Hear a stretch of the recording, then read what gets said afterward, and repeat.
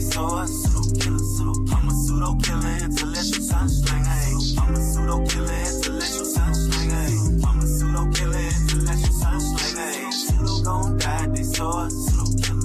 I'm a pseudo killer, intellectual sunsling. I'm a pseudo killer, intellectual sunsling. I'm a pseudo killer, intellectual sunsling. Who do you believe in? People bringing misinformation when that information ain't disinformation. That's disinformation. Gotta know the difference in information. Get information with the pseudo killer army hunting pseudo. Cause you gotta train your mind to fight against them pseudo judo. People with the scholarship salute, we give them kudos. But the people with that look of shit, we look and see straight through those like telescope. If you ain't speaking fast, we gotta tell them folks and let them know the truth. You bringing malinformation to blast, then you the Ku Klux. Like say, don't talk me to death, bro, what the proof of? Good juju chillin', why you wanna go way bad juju up? Shalom boy got the tank in the cut. I'm in Sosa world plotting on the kick though with Kent. Come Tiffany gave me the pseudo names on the list and said went and got the low. Anthony got him in the scope, Gullah and Gozy. Make sure DNA ain't a problem for them folks, cause a pseudo gon' die, they saw a pseudo killer. I'm a pseudo killer, intellectual sunsling. I'm a pseudo killer, intellectual sunsling.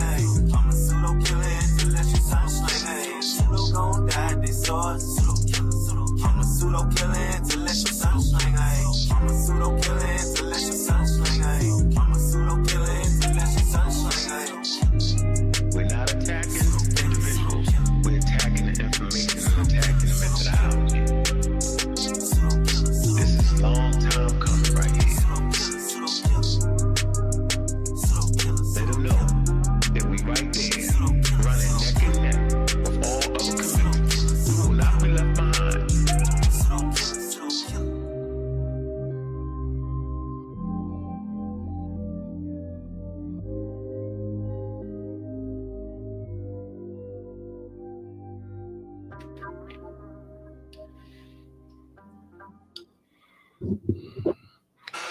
Black African power.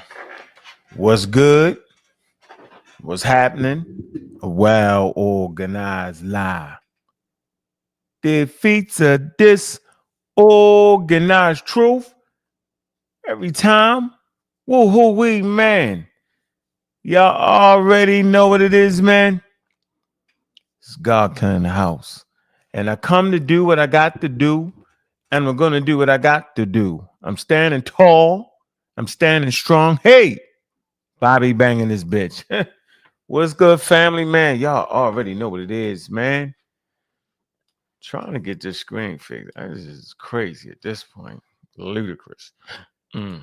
At all daggone levels. I don't know what's going on with it, man. It's been acting real crazy lately. I don't know why it's doing that.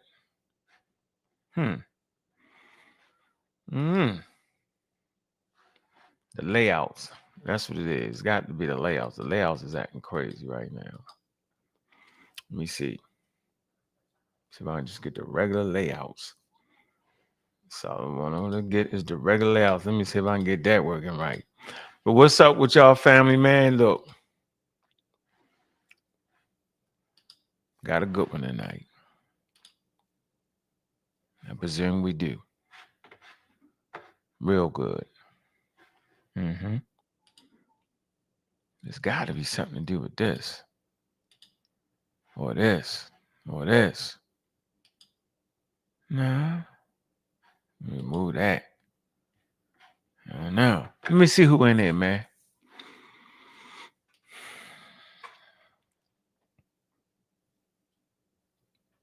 I see you, Rob Rich, Sir Man, Black African Power. Keenan Wright, Black African Power. Rock City, New York, Black African Power. Infinite Minds, Black African Power. Timmy Turner, Black African Power. Objective Perspective, Black African Power, man. Pseudo Killer official in the building. Official in the building. The Miss Tiffany. What in the hell is wrong with this screen? I feel like a mini man. Extra little small, tiny. What in the world is going around? Man. Can't figure it out. Is it on that? Is it on that? I don't know. I'm gonna keep tweaking it. I don't know. Shit. Got me looking like a little dude. Is that it? Did I just fix that? Getting old, man. Jabari, you, what's up? Kenan Wright, what it do? What it do? What it do, man? We ain't rocking with we can't rock with 19 people. That's not gonna happen. We'll just turn it off and go to bed. Man, send off the notifications, man. I know you don't see anything. Ben Eaton. Ben Eaton is in the building. Ben Eaton is in the building. Ben Eaton is in the building. And he has the green glow. He has the green glow. Man, like and subscribe to the channel, man. Become a member of the channel. We're producing content right now that only members only section. Members only section. Members only section. Members only. Yeah, that's how we doing it. Yep. In the game. All right, we got you. Man, hit the link. This is a great discussion. Right? Great discussion. And boy, this is gonna be a good discussion. I know I had to get it fixed. I ain't gonna tell y'all the stupidity that I had. I knew I had the screen thing on, but it was something crazy. I see what I had it. It's crazy. Man, what's good, family, man? It was a good day today. I taught an online lecture. Okay, African origin, prehistoric origin of STEM. Great. Kids loved it. I don't even want to say kids, young adults, right? Young adults loved it. They loved it. And it was a good one. And it's good to talk to college students in their first and second year. It's good to see that everybody on the planet ain't ignorant. Sometimes it's just the people you hang around. I had to remember that. Like, who the hell you hanging around? It's few people, few pseudo killers, man. They all solid. Everybody in the service super solid, except for Sunchild. He's a pseudo, right? For the most part, everybody is super solid, man. We can converse with conversations, yo.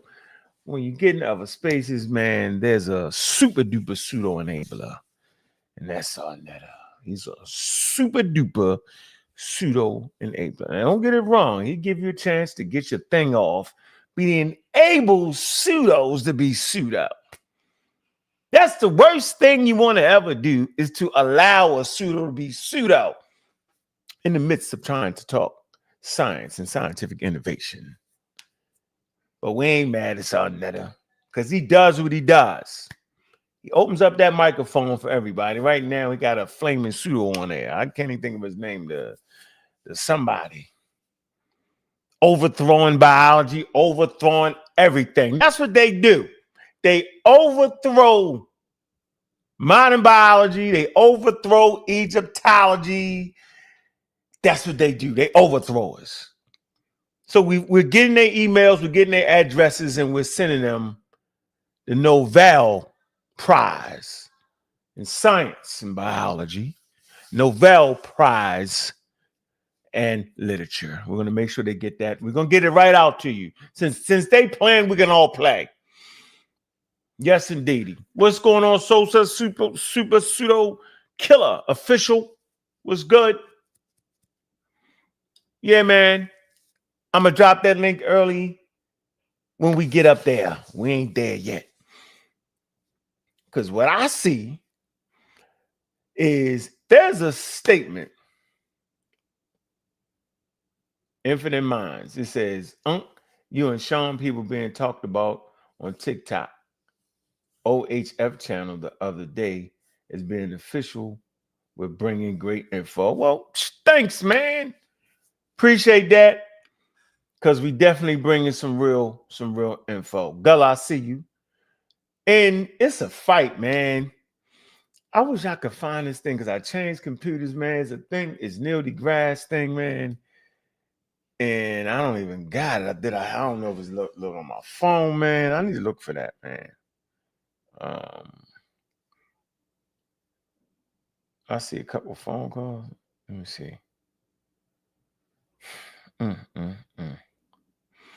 Got my new book ready to come out, hardcover. And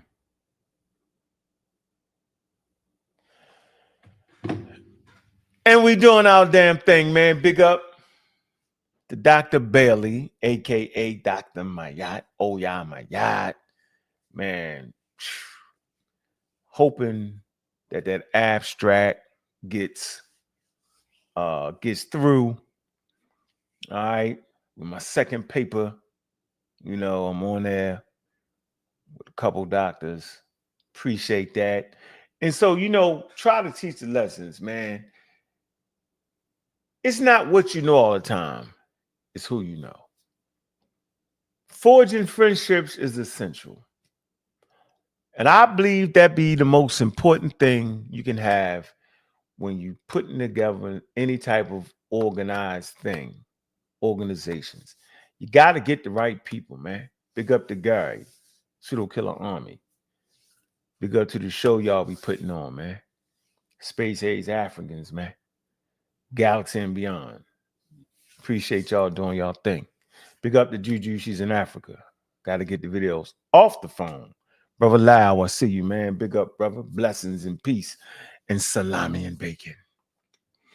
But we really appreciate the friendships that we have forged over the years because it is essential for survivability in this little teeny space we have. We're in the marginalized community. Queen Cheetah was good. Good to see you around. Absolutely. The homie Steph. Good to see you. So we're going to drop this link, and y'all know what the thing is tonight. Did our ancestors separate science from their spirituality? I'm going to make them pay for their ignorance. How about that? Because we say it all the time, and we say it in the African-American community, in the conscious community, and we say it with pride now, chest out. Man. Now, y'all not lying about that. They definitely didn't separate their science from their spirituality. No, they did not. So y'all got that point, and you're right.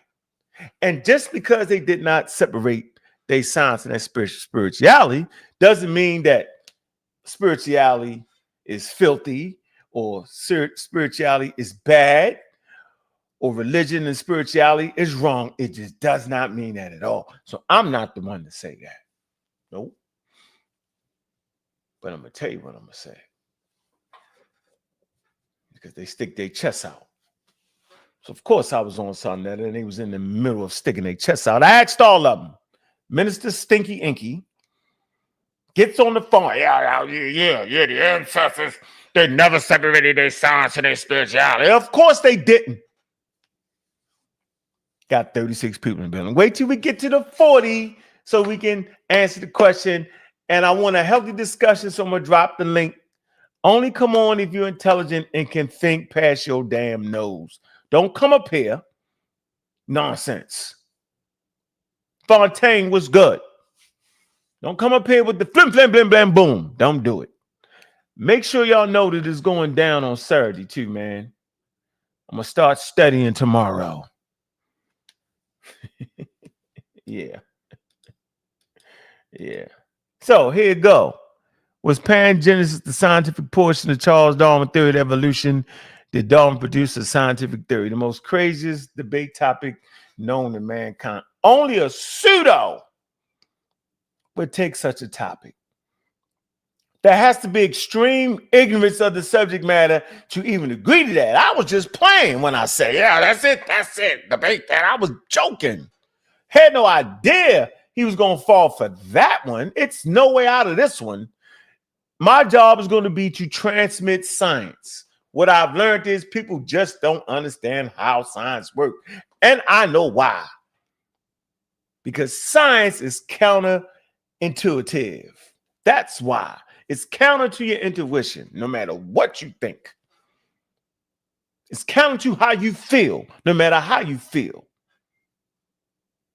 It's counterintuitive. It defies your senses. Your five senses. I always mess this up. You see, you touch, you smell, you're hearing, and what else is it? Is it breathing? That seems like important to me. Your five senses evolved so that you, in particular, Homo sapiens sapien, could survive in their immediate environment. As far as you can see, as far as you can smell, what you can touch, what you can hear, and what you can taste. That are your five senses. And they're great for that. Boy, that apple tastes good. Might be a little bitter, might be a little poison. Might not need to eat that. I see that bright color. Maybe I shouldn't eat that frog. No, I feel that things bit me. Let me run. I can feel it. Well, I see this animal coming over the horizon. I can see him. Let me get the hell up out of here. I hear him. Let me run. Let me climb up a damn tree or something. Let me move fast. It's nighttime. My sensory is going off. I can feel it coming. It's trying to get me. All of that. Because you evolved in the environment in Earth's atmosphere. You did not evolve to understand math or logic. No, you did not. That's why most people say, I ain't good at math. Math is logic. Yeah, they say it with conviction. I can read, but I'm not good at math. Because we wasn't evolved to be good at math or logic. This is the crust of the conversation today. That's why they can't get it. Yes, there's certain social pressures, right? That you might not want to howl out on your workplace. I'm an atheist, yeah, but you ain't supposed to be howling out if you're a Christian or Muslim or whatever. That ain't part of the workspace. There's a reason, because people fight and debate over that. It's not the place. In school, they separate church from state. Everybody's supposed to get a fair shot at it. Amongst your family, right? You may feel injustice because you might be on the outskirts. That's social pressure. But these days, hell, everything's on the internet, and people stick their chests out when they're kicking the pseudoisms as if the Christians are stupid and crazy. Got all kind of God, the God of the heaven, the Most High. We all start the Most High. That's when you're getting slick. When you start how much the Most High, you're getting slick, slicker than Rick. Yeah. And so that social pressure ain't that much pressure no more, because niggas be saying anything. Family looking at you like you crazy. I ain't take no vaccine. I'm going to take the grassroots chicken bark. It's them five senses that even the atheists can't get around. You could be an atheist and be coming home from work and it's extra dark around your house and you get out that damn car, spooked out. I hear it. Yeah. Oh, shit. Be a water bug running by you. Oh, ho, ho. Right. You can not believe in God and still be frightened by a little crackle in the trees. Mm-hmm. So you're never, ever defeating them five senses. And until humans was able to create tools that would help you get around your five senses, you wasn't getting where you thought you was getting. You just was surviving just good enough. And that brings us to the answer of the question, to the completion of what we talking about. We talked about the statement of our ancestors didn't separate science from their spirituality. And they said with conviction. The answer to the question is, not only did your ancestors, if you African Americans coming from the continent of Africa, separate their science from spirituality, the continent of Europe, It's not a continent. The continent of Asia, the continent of the Americas, Australia, none of them separated their spirituality from their signs. That's the answer right there. So when you stick your chest out as if it was something special, well, you know our ancestors never separated their spirit. They all said it as if their ancestors was the only ones that didn't separate it. See, that's not the truth. Your ancestors from Africa were not the only ones that did not or could not reach the point where they could separate their spirituality from their quote unquote proto signs. Let me say that very, very clear. Now we know that's a human thing to take that card off, because they've been saying that shit for years from day one. So now it's trying to put the end of that. We take the pieces away real slow. We don't want them to fall flat on their face. We just want to take it away real slow. Now we know. Since we're getting close to the debate, we already know how everybody is thinking. Oh man, I'm trying to separate it sausage.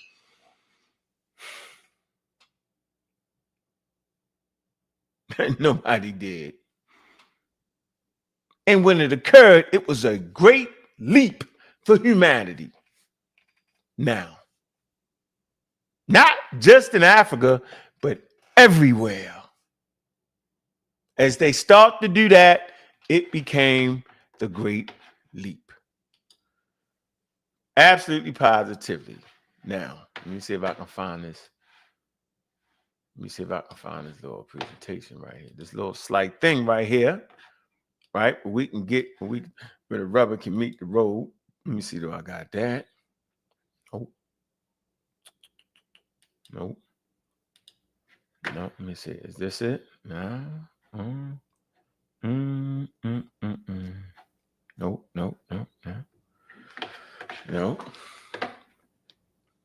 Because I want to make these points very, very clear here. All right. I don't want to mess it up.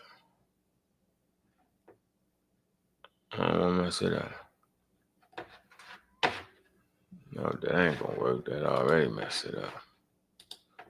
So let me do this. Let me do this. I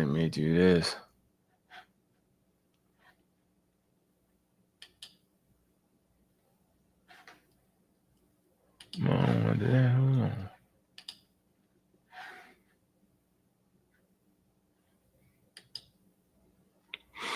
Okay. So just going to make a few points, and I'm going to open it up for you. I just very simply want to talk about the separation of science from religion, magic, and spirituality, and how methodological naturalism drove human progress. Simple as that. I'm going to say this again. Methodological naturalism drove human progress. When humans had reached a point where they could separate their spirituality from their proto-science, this is when it became actual science. And so for a minute, let's talk about the pre-separation period, and that's going to range somewhere between 500 BCE. So knowledge systems were holistic and integrated. You have people always talk about holistic everything. Yes, absolutely. So y'all got it honest when y'all make that statement. But like I say, it's counterintuitive. Damn near everything about science is counterintuitive. So knowledge systems were holistic and they was integrated. Spiritual, magical, empirical practices intertwined. It's key. So we're not going to sit up here and act like they didn't have herbs. We're not going to sit up and act like they didn't have medicine men. We're not going to sit here and act like people weren't getting attended to medically and gotten better. They did get better. It was sick, and then you could get a little better based off of certain concoctions that was time and tested, based off of data that you had produced from looking at making decisions. Yes, early humans made decisions all the time. That's how we was able to get you this point. So we know they was making decisions, good and bad, right? Okay. But their explanations of it involve spirits, gods, and cosmology. Okay. At this point, 500 BCE, right? It's slow technological change.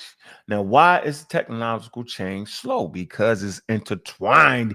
You can't get out of your own way. That's why. Now, from 500 BCE to 500 CE, we're talking about early natural philosophy. The first attempts to explain nature using natural causes. Aristotle emphasized observation. Rational inquiry begins, foundation of future scientific thinking. And y'all know I always talk about the history of atheism. My oh my, now you see why I talk about the history of atheism, because you start to get the Greeks trying to give some thoughts outside of their religion. And guess what happened, man? They got enslaved. They got murdered and they got put the F out. That's what happened. Even if you look in Diop's book, he actually talks about it. I gotta find it. Where is that at? I ain't gonna bog y'all down with that though. But he actually talks about that. Kind of do some extra in it, but yeah, he overwhooped a little bit. But yes. Okay, so rational inquiry is starting to lay the foundation for future scientific thought. So watch this. I always talked about this. The Islamic golden age between the 8th and 14th century. Preservation and expansion of Greek knowledge. Ibn al-Ham and al-Razi advanced experimentation. Science and theology still overlap, but became structured. Now, significant advances in medicine, optics, and mathematics. This is during the golden age. You know, like at the House of Wisdom, they was pushing it. All right. They was really starting to get there. Not quite, but they getting there. All right. Because what? Things start to be structured, but you still had that overlap. All right. But they started to get structured. And remember, we talked about structure is important. That's why when we form an organization group, it's about that structure. And people will fight against that damn structure. Swear they will. Fight, get mad, leave the groups. I swear, oh man, they putting in too many rules. Right. We trying to get structure, man. It's gonna be some things you're not gonna agree with. But for the health and well-being of the group, we need some damn structure. Everybody can't be every man for itself. That's the Stone Age shit. Now, scientific revolution, 16th, 18th century, clear separation between science and religion and magic. Now you start to see that clear breakaway, but it comes in steps. Okay? Copernicus, Galileo, Bacon, Newton, formalized method. All right? Empiricism and methodological naturalism established. Institutions promote science as a distinct field. Right? So you can follow the yellow brick road. You can follow the innovation. You can follow how humans started to separate and how they got to that damn point. We're going to take our time because we're almost there, and I'm going to open up the lines. The industrial and technological expansion, 19th, 20th century. Scientific method applied to technology and medicine. Germ theory, industrial medicines, modern physics, rapid technological acceleration, global scientific collaboration. See how it's working? See? Modern era, 21st century. Science fully institutionalized, global. Peer review, evidence-based knowledge, technology, integration. All right?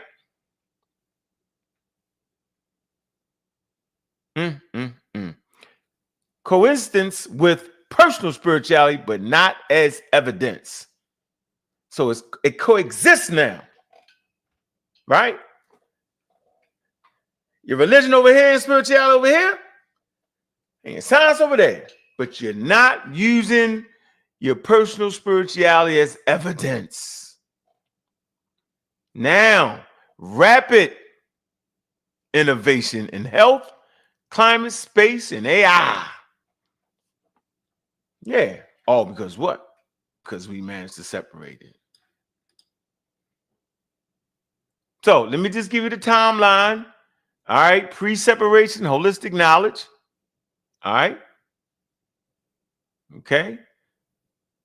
Natural philosophy, rationalism, Islamic golden age, structured science, scientific revolution, methodological naturalism, industrial revolution, acceleration, modern era, global science.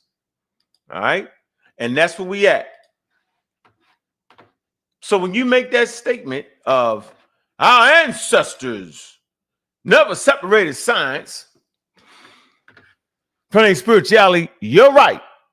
But not only did your ancestors not do it, every other damn ancestor on planet Earth didn't do it.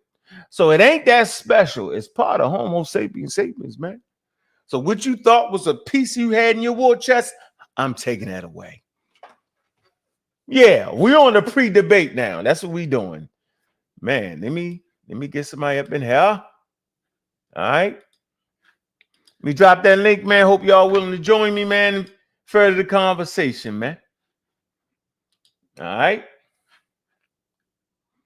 Our ancestors never separated spirituality from science. Thus, our ancestors wasn't able to continue to compete. Thus, you still find hunter-gatherer tribes in Africa, in South America, and I'm fine in North America.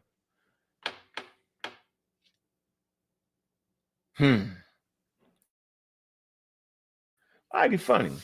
Those Stone Age cultures still exist. They on their way out. It's going to be a time when they're not. There's a place in Africa where they threw the daggone indigenous Africans out the daggone park.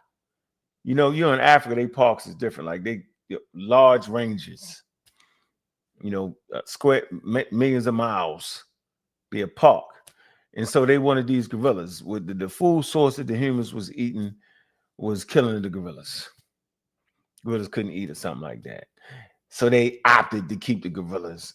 It was like, nah, y'all can knock off all the Stone Age shit. You run around hunting the gorillas, you're done.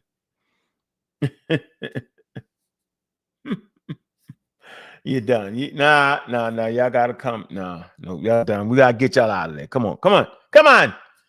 Get yourself a car, get yourself a house, knock it off. You're not playing the Stone Age no more. That's funny as hell right there, man. All right, we got the first caller. What's going on, Cedric? How you doing, brother? What's good? Peace, God killer. Peace, God killer. Yeah, it's good to see you back in the debate arena. I know the energy that you're feeling. I'm rustling up some of these type of debates, and it seems that it's something in the air that these are the topics that we're talking about. Like you're breaking down methodological naturalism. I've got different slides for two separate debates having to focus on this exact point. Take us back 3 years ago when we started this mission. What was the number one thing that I was focused on? Sosa calls me Mr. Methodological Naturalism because it comes right back to that. So yeah, Sir Francis Bacon solidified the methodology. Before him, David Hume said, man, without evidence, sourced up or shut up. In the 11th century, the Arabs became the first scientists doing actual experiments. So yeah, it's an evolutionary process where we separated the two from each other. To this point, we walk into a hospital with a saint name on top, but the practice in there is strictly science. So they could put Jesus on the building, but separate that stuff at the door. Had a little room in the side, you know, a little room. You can go and the chapel when you go in. Yeah, they got it right over there, not near the operating room. We don't want no germs in there. We're gonna put it right there. Got a little next to the kiosk. Yeah, next to the kiosk. What's up, Joseph? What's up, bro? What's going on, brother? Yeah, one of these nice discussions. I heard what you call it again, Cedric? Naturalism, methodological naturalism. Yeah, Talk Biological about it all the time. naturalism. I heard y'all talking about it all the time, right? yeah. But god damn it, I didn't know it was gonna pop up, Yeah. based off of the statements of we never said routes. I said it all the time, right? But now I see where that fits in. So big up to y'all, right? And so I think now we can join that together and give more clarity, yo. Because that fits right there. That's crazy, ain't it? Yeah. And again, they confuse, and I see it that they misrepresent our position. And we say it all the time. We're skeptics, and we use certain tools. We do not hold a particular philosophical position. But because the terms are so similar, and if you're not properly grounded in these philosophical concepts, you're going to confuse metaphysical naturalism with methodological naturalism. And these are two distinct things. One is a tool, and one is a worldview. And we are skeptical. We do not hold an absolute worldview in either sense. That would be unscientific. Mm-hmm. Got something to add there, Mr. Sosa? No. But so what's been the word? What's been going on? You just coming off another show Yeah, that was early. I like yeah. Just earlier today. yeah, super pseudo crazy. I forget the man. I can't think of his name, yo. And I made you dizzy. I made you dizzy. Yeah, He's like, I got dizzy. early. I got it off in early, and then the dizzying effect came in with the guy talking. Yeah. He does some mediumship. What's his name? I think it's Deputy. Commissioner Depp. And he you was does his 700 slides. No, I wasn't talking. No, I wasn't talking. No, but he was definitely going on after that. I asked all of them the question, and they swore me to a man that our ancestors never separated science from their spirituality. I said, yeah, that's why I wasn't science.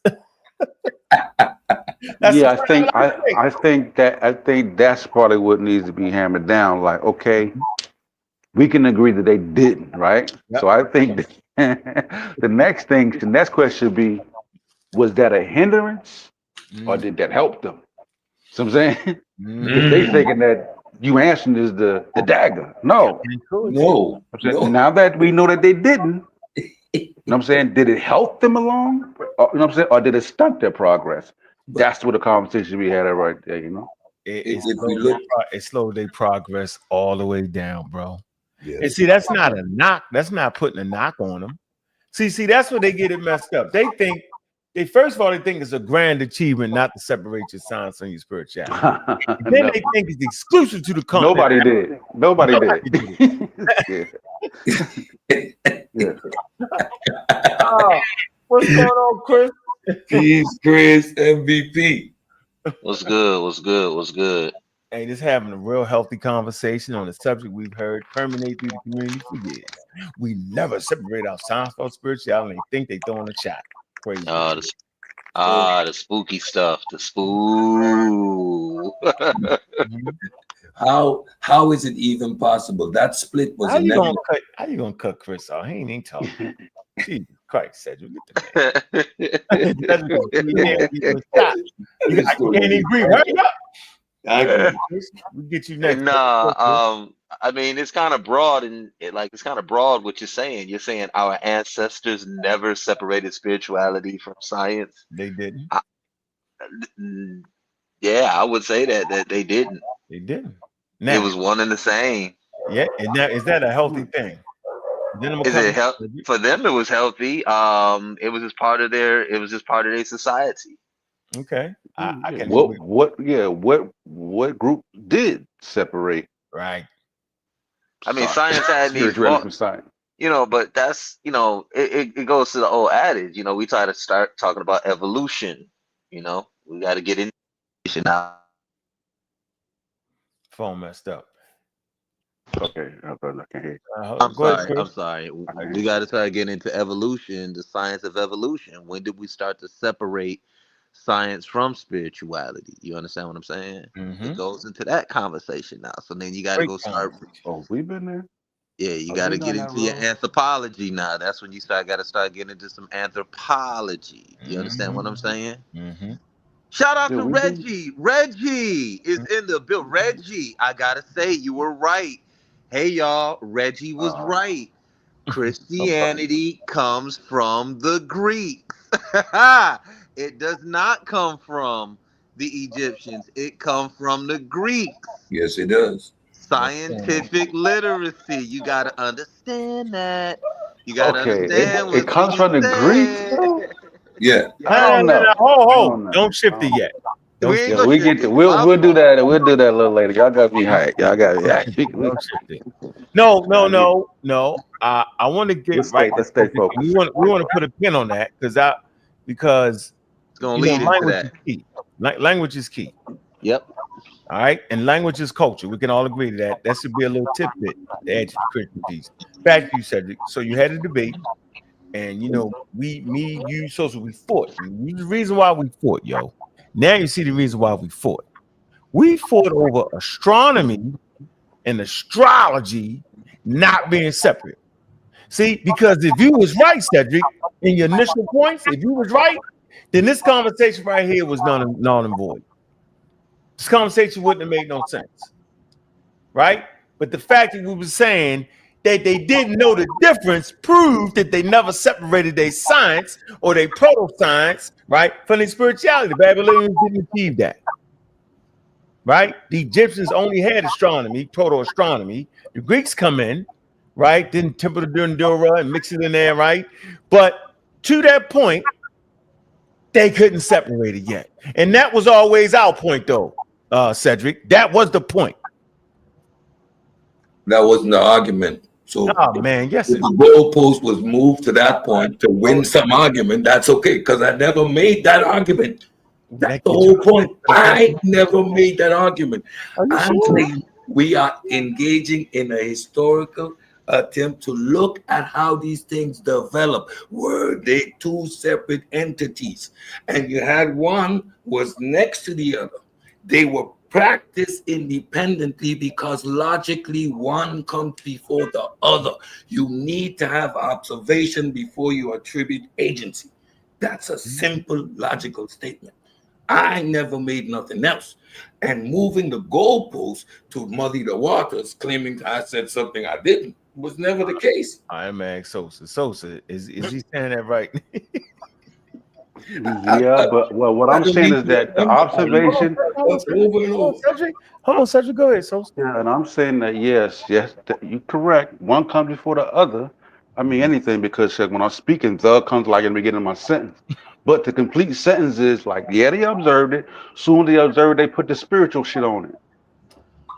It all goes into it. They assign the shit to go with it. They're like step by step. This is, we, you know what I'm saying? They got calculation with that. What did that mean? That means this. You know what I'm saying? This is a bad omen. That's what we were saying. Like there was never a time in the beginning where one stood on his own by itself. Yeah. That's what I was saying. Yeah, and if we look at the chronology, no, just say yeah, yo. That way you can stay where you at. Your point is taken, Cedric. That you're saying that it came first. I'm saying the motherfuckers came right together, damn near. And I'm saying they ain't know it. That's the even more the better point I'm trying to make. They ain't know. That's all I'm like you saying at a certain time that they had pure astronomy. No. I'm saying that they were observing the heavens. Once they understood that, then they attribute meaning to it. Then they attribute agency to it. Right. So there was never a time, right. And before they could attribute agency to something, they needed to observe it. They needed to model it. Of course. I got to see an animal before I name it. I got to see the line. Of course, Cedric. I can't call something a line. And if we look at the chronology, there are hundreds of years before understanding the observation and applying agency to it. And that's what the data said. I never said they were engaging in science, but these are the proto steps. Observation. They were separate. Then if that's true, Cedric, to one goal, but they were separate. Listen, if that's true, then I mean, for centuries, astronomy stood on its own with no agency attached to it, based on what you just said. Yeah. Were they using the word astronomy? Were they engaging in astronomy? They were observing the heavens. And once they understood that, then they attribute agency. Go through the chronology. Don't argue with me. The chronology. I'm not arguing with you. I'm just trying to get to your point was that because I asked you before, did they ever study the zone? You say no, but when you just explained it, you said that it actually stood by itself centuries before they added So agency. maybe it's my precision with terminology. Deification. That star is a god. It's not that star. Is a god. I'm not And talking about that. it's there. It's gonna hurt your feelings. So, with respect to the arguments we were having, there is a chronological sequence. So, if you use the word astrology, then we're talking about a late development. If you say deification, that's an early development, and they're two distinct disciplines. I'll just move on for. I don't want to rehash it. We'll just get to that another time. We don't want to. I don't want to get deep. I don't want to go deep. I don't want to get too deep in there. You gotta get out there. Yeah, get too deep on it, yo. I think it's a good conversation ahead. So I think we all agree that they didn't separate that though.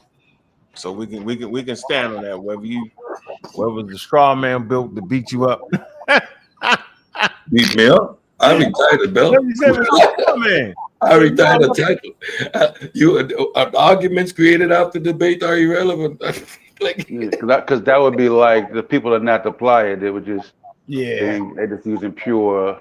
Yeah, crazy. That's what I'm saying. If I can rock. If you want to rock with that set it, then the ancients had science flat out, bro. Yeah. Flat out. Yeah. That's what it was. That's what it is. If you create that dichotomy, then that's okay. That's not what the data says. That's not any argument I made. So go right ahead. But no one heard me. That's my argument anyway. My argument is that I think that proto-sciences are applying proto-sciences in the separation is Eurocentrism. That was my argument from the beginning. Yeah. Well, so when you're engaging in a scientific observation, and we're looking. You mean Eurocentric? So you mean it's Eurocentric? When you start talking about how they apply their sciences, you said Eurocentrism. You mean Eurocentric? No, Eurocentric. I'm saying I said the fact that they make. I said Eurocentric. Yeah, that would be considered Eurocentric. When we start adopting those type of things, but I would disagree. No, I didn't say no. I want to talk about us adopting them things. Okay, I'm talking about the fact that scholarships makes a differentiation between proto and modern. It's Eurocentrism, like trying to not acknowledge ancient. That was my argument. Okay. We was arguing the discourse. No, I mean either way it went, I agree. We're using words like astrology and astronomy. So but I would say, like, if you look at societies,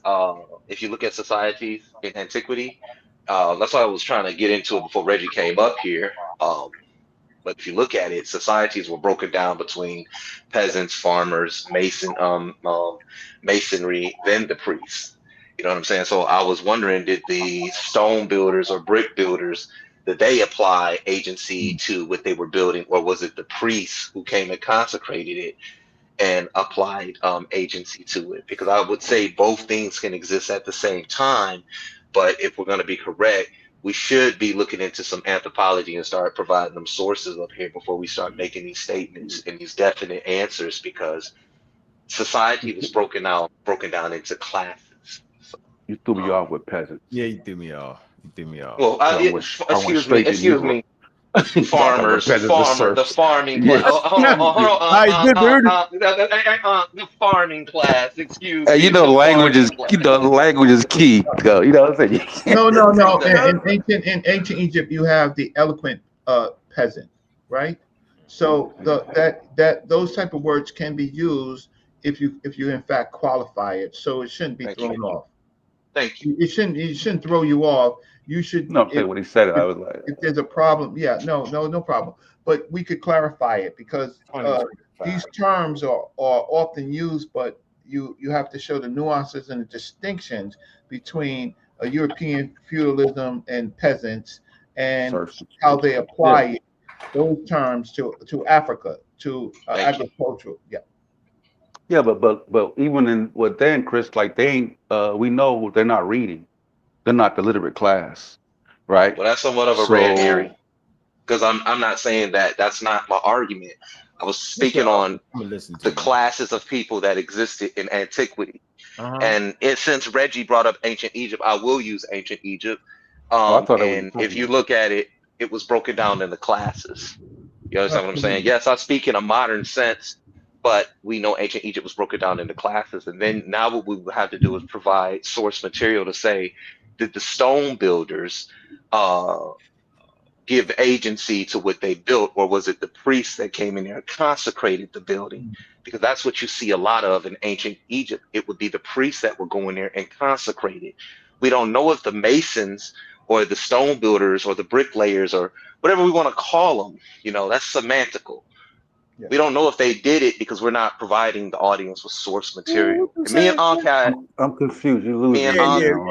What you saying, Chris? You're losing me. Like, what I'm saying it's even based on the conversation that we had over the phone for about when you're having these type of conversations, it's best to provide material so everyone can follow. You know what I'm saying? And that's where the study of anthropology comes in, because when you're dealing with anthropology, you're dealing with the study of ancient cultures and how they did things. Us just sitting up here arguing or speaking about did our ancestors apply agency, science and spirituality, where they're the same.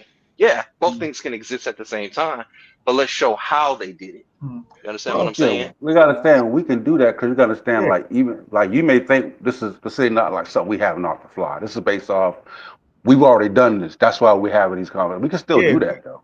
Yeah, we can get pulling up sources. Well, anthropology book, they did not separate it, but it wasn't just Africa; it was everywhere. It didn't do it. That's the point.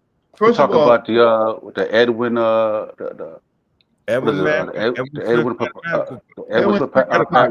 But so what I want to say is that please don't fall into the trap, right? Hold on, stop. Wait, I can smell you coming with the. You can smell. I can see it. You about to act like. Watch. Go ahead. You never know what I'm going to say. We're together, Reggie. We locked in together, Reggie. We're on the same team. Reggie, don't fall for that. Don't fall for what I'm trying to do right there. Don't fall for that. I know the trap. I know where Chris at. I know where you at. Know where Sos at. Go ahead. I'm from a community that studies ancient Egypt. That we have people, Christians and other groups of people who are really those people sneaking in and acting like they're studying this culture, and they're not. So what we have to do is a transference of terms from the Christian European world, the Hebrew world, onto Africa. Okay, the Himnetcher is not a damn priest. Himnetcher is not a priest. Right? We got to do the conversation though. Tie it in. So we can make sure you ain't trying to trick us through terminology. No, because you already have know what Himnetcher was, right?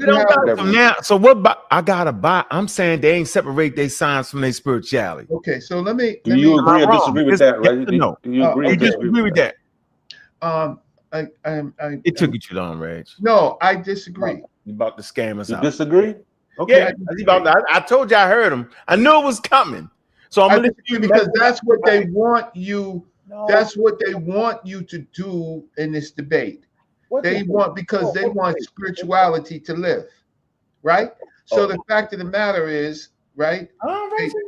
Yes, Enki, the Hebrews, and all that group of people, they want spirituality to live. Spirituality is a fake word, right? The claim that Africans never separated science from spirituality is an oversimplification. Does not accurately reflect the diversity and complexity of African intellectual and cultural traditions. Right?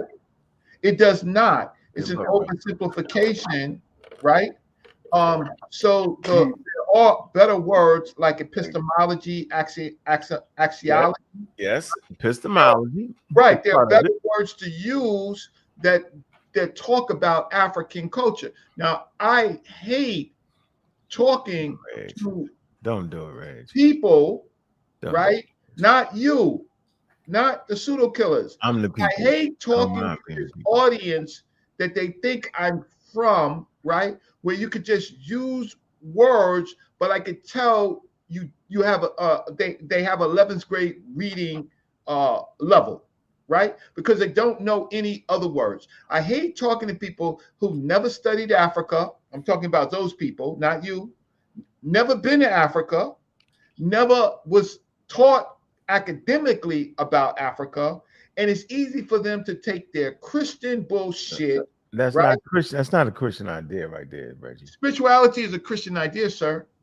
No, come on, Reg. I mean, we're speaking English, Reggie, so we got to gain some type of spirituality. Semantic. When did here would be a funny question. That's definitely semantics. When did the word African? When did Africans start using the word spirituality? I don't want to do it. Man, see, Reggie, come on, we can't. Come on. No, because see, if I was gonna know what we're talking about? So if I listen, this is a practice counter conversation. When the hell did Africans start using the word spirituality? It's not even a word. When it was Christian, when it was Christianized. That's when they started using the stupid damn word. How can we have a conversation now, Reggie? Like we just trying to talk about it, bro. Like, yeah, we trying to talk about. I'm talking about. We gotta learn indigenous language. Because I'm trying to learn. Goddamn. No. Because see, when you understand that these terms are put onto Africa, right? We get African people and people who study it, so they can go for the okie doke. I would rather use epistemology. What would you use instead of spirituality? What would you use? I just told you. Epistemology. Look, integrated epistemologies, that's what the anthropologists described this as. That's correct. Okay, bro. All right. Damn, it's a branch. It's so based off of I would answer the question, no. I would say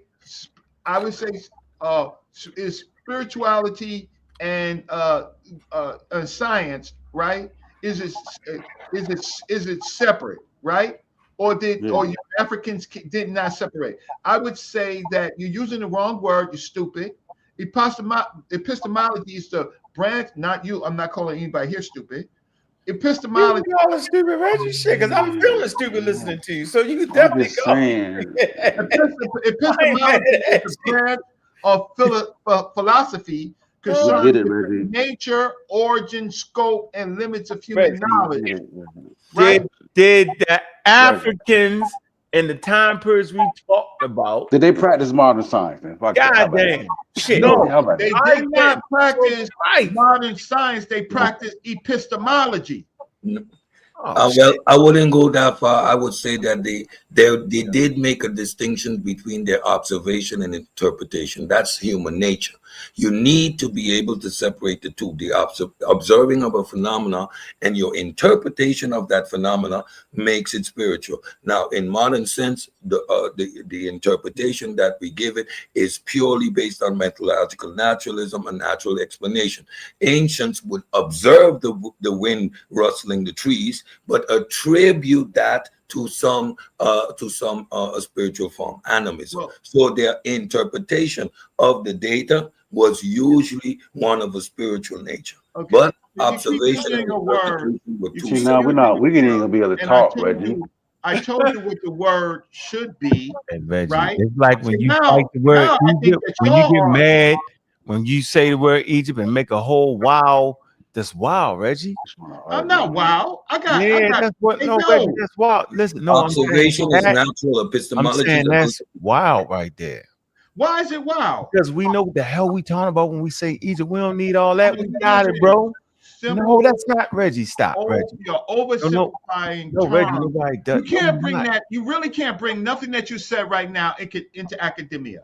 And this is an academic. No, Reggie, trying to be academic. That's not true. But how come all the academic experts said the word Egypt and didn't explain why they use it? I'm not talking about Egypt. I'm talking. That's what I just said. And I'm saying that nobody was separating the two. That does not mean that they didn't have empirical evidence on things. It don't mean that, Reggie, at all. You think it mean that. It doesn't mean that. What it means is they still attribute spookism to it. Yes. That's all it means, Reg, and that's okay. We're trying to say, like, we're just trying to have a conversation. Oh my goodness, bro. Oh my goodness. I would say that epistemology tells you need the scientific method, bro. Yes. They didn't have the scientific method, yo. But the goddamn Europeans, didn't have the scientific method until late. No, They it's got it not. after the Arabs. Of Reggie. course. Did you hear my presentation earlier? Of course. Of course they did. Of So course what they I'm did saying, what? the steps that I said, I read, I talked about, I gave a timeline. Yeah. Yeah.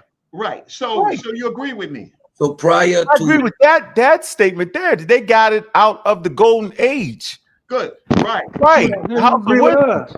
You agree Reggie, with us? prior, Reg? prior to We've been saying established philosophical grounds, words like epistemology cannot be interjected. That's anachronistic. What is natural to humans is observations. Spirituality is anachronistic. No, we not. Don't see y'all make me not even want y'all to just use trying to that y'all just make it hard to have a conversation know like what we I'm know what the hell we talking about. Because This I is think ridiculous. I was hoping that you could. I was hoping in it. Oh shit. I was No, hoping. we're just trying to see if you agree. No, I'm not needing listening. anybody to agree with I'm me because I listening. clearly understand it's actually development. Huh? Just your show. I'm listening. No, I'm just saying this is developmental stages to get there. So it ain't got nothing to do with white, black, and green. We're not at talking all. about that. But go ahead. What? I said it. I said my point. Right. Well, could I try to clear this thing up a little bit, Reggie? If it's okay? You kind of on Reggie's side. You gonna mess it up. You got a toe over there on Reggie's side. I can smell it. I get what he's saying. Like when you're talking about epistemology, he's correct on that. What I'm saying is, like, when we talk about ancients, right? And I don't have that deep of a bag when it comes to Egypt as maybe Reggie, right? I got a bag. But when we looking at let's look at something like the rising of the Nile. Okay. The priests would attribute that to what? Their god, Amen or Ra, right? Uh-huh. Okay, but you would also have but it's really just an agricultural season. You know what I'm saying? But it's the priests who are attributing that rising of the Nile that's going to feed them for that season.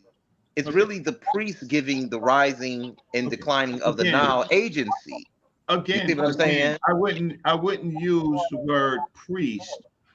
See, man, see, you just like, come, like, we just having a conversation. No, I get what he's saying. I get what he's saying. I get why he's saying it. I was talking to Chris. Why he's saying it? Why he's saying it? Why he's saying it? Because they're not priests.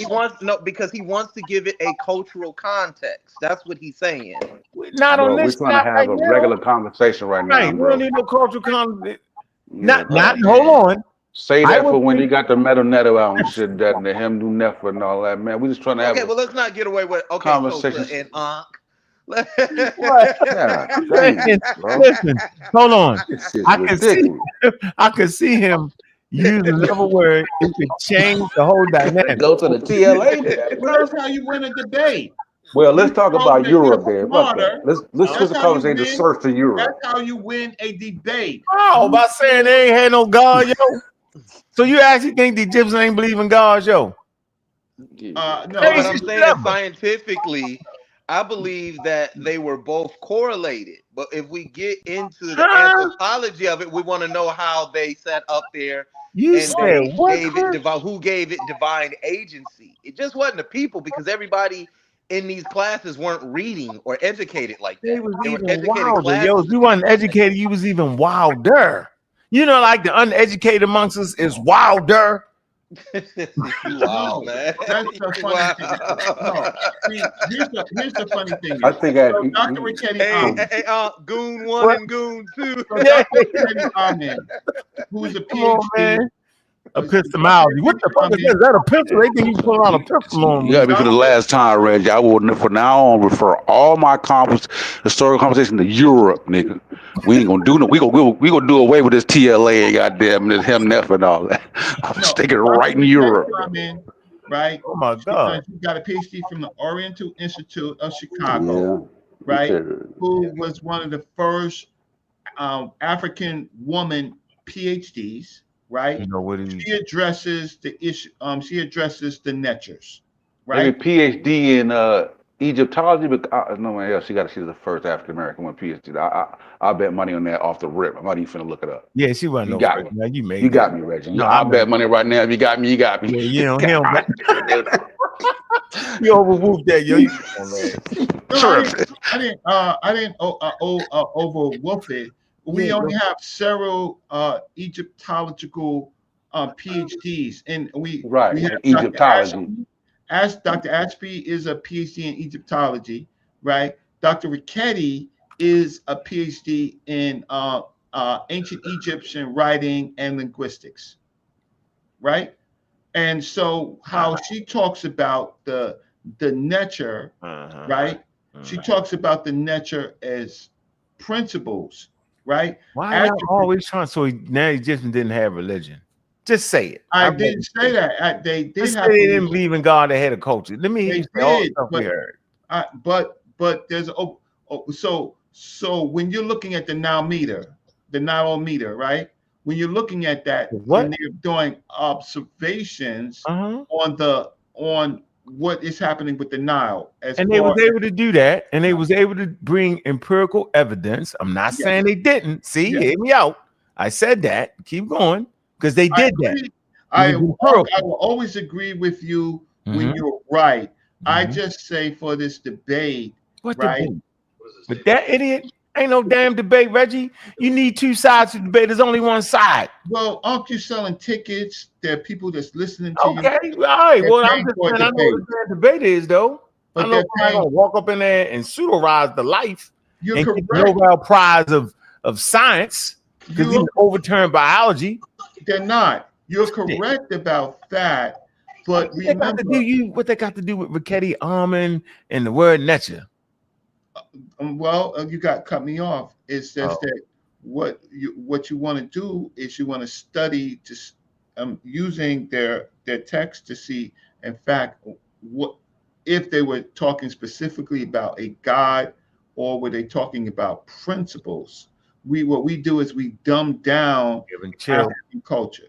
We dumb down it because we're conditioned to think in terms of gods. So it says it sounds like a god, so we're going to use it.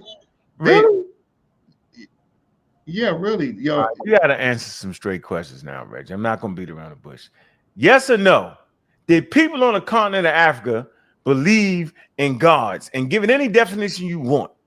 Anything outside the natural world is what I'm talking about, bro.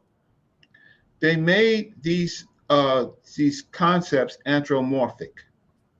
When they become anthropomorphic, when they have hands and legs, you can have nature gods. Have hands and legs, right? A Christian mind would call them Christian Hebrew would call them Muslim, and even the groups the Canaanite groups, the Ugaritic groups, they would call them gods.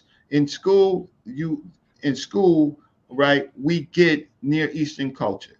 So we think like that. But that does not necessarily mean entirely they were gods. They were anthropomorphic principles. You mean like the Greeks? The Greeks had natural gods. They lived on Mount Olympus. Okay. So, yes, but they still attributed supernatural things to it. Okay. So then agency to it. Then you're correct. Then what happens is not only do they anthropomorphic, they make them anthropomorphic, they also build mythology around it. Right? They build mythology around it. When we study these cultures, right? What we unfortunately don't do, right, on many times is try to figure out what these people actually meant when they said Ma'at. Now, most of the time when they're talking about, for example, Ma'at, they're not talking about a woman with a feather on her head.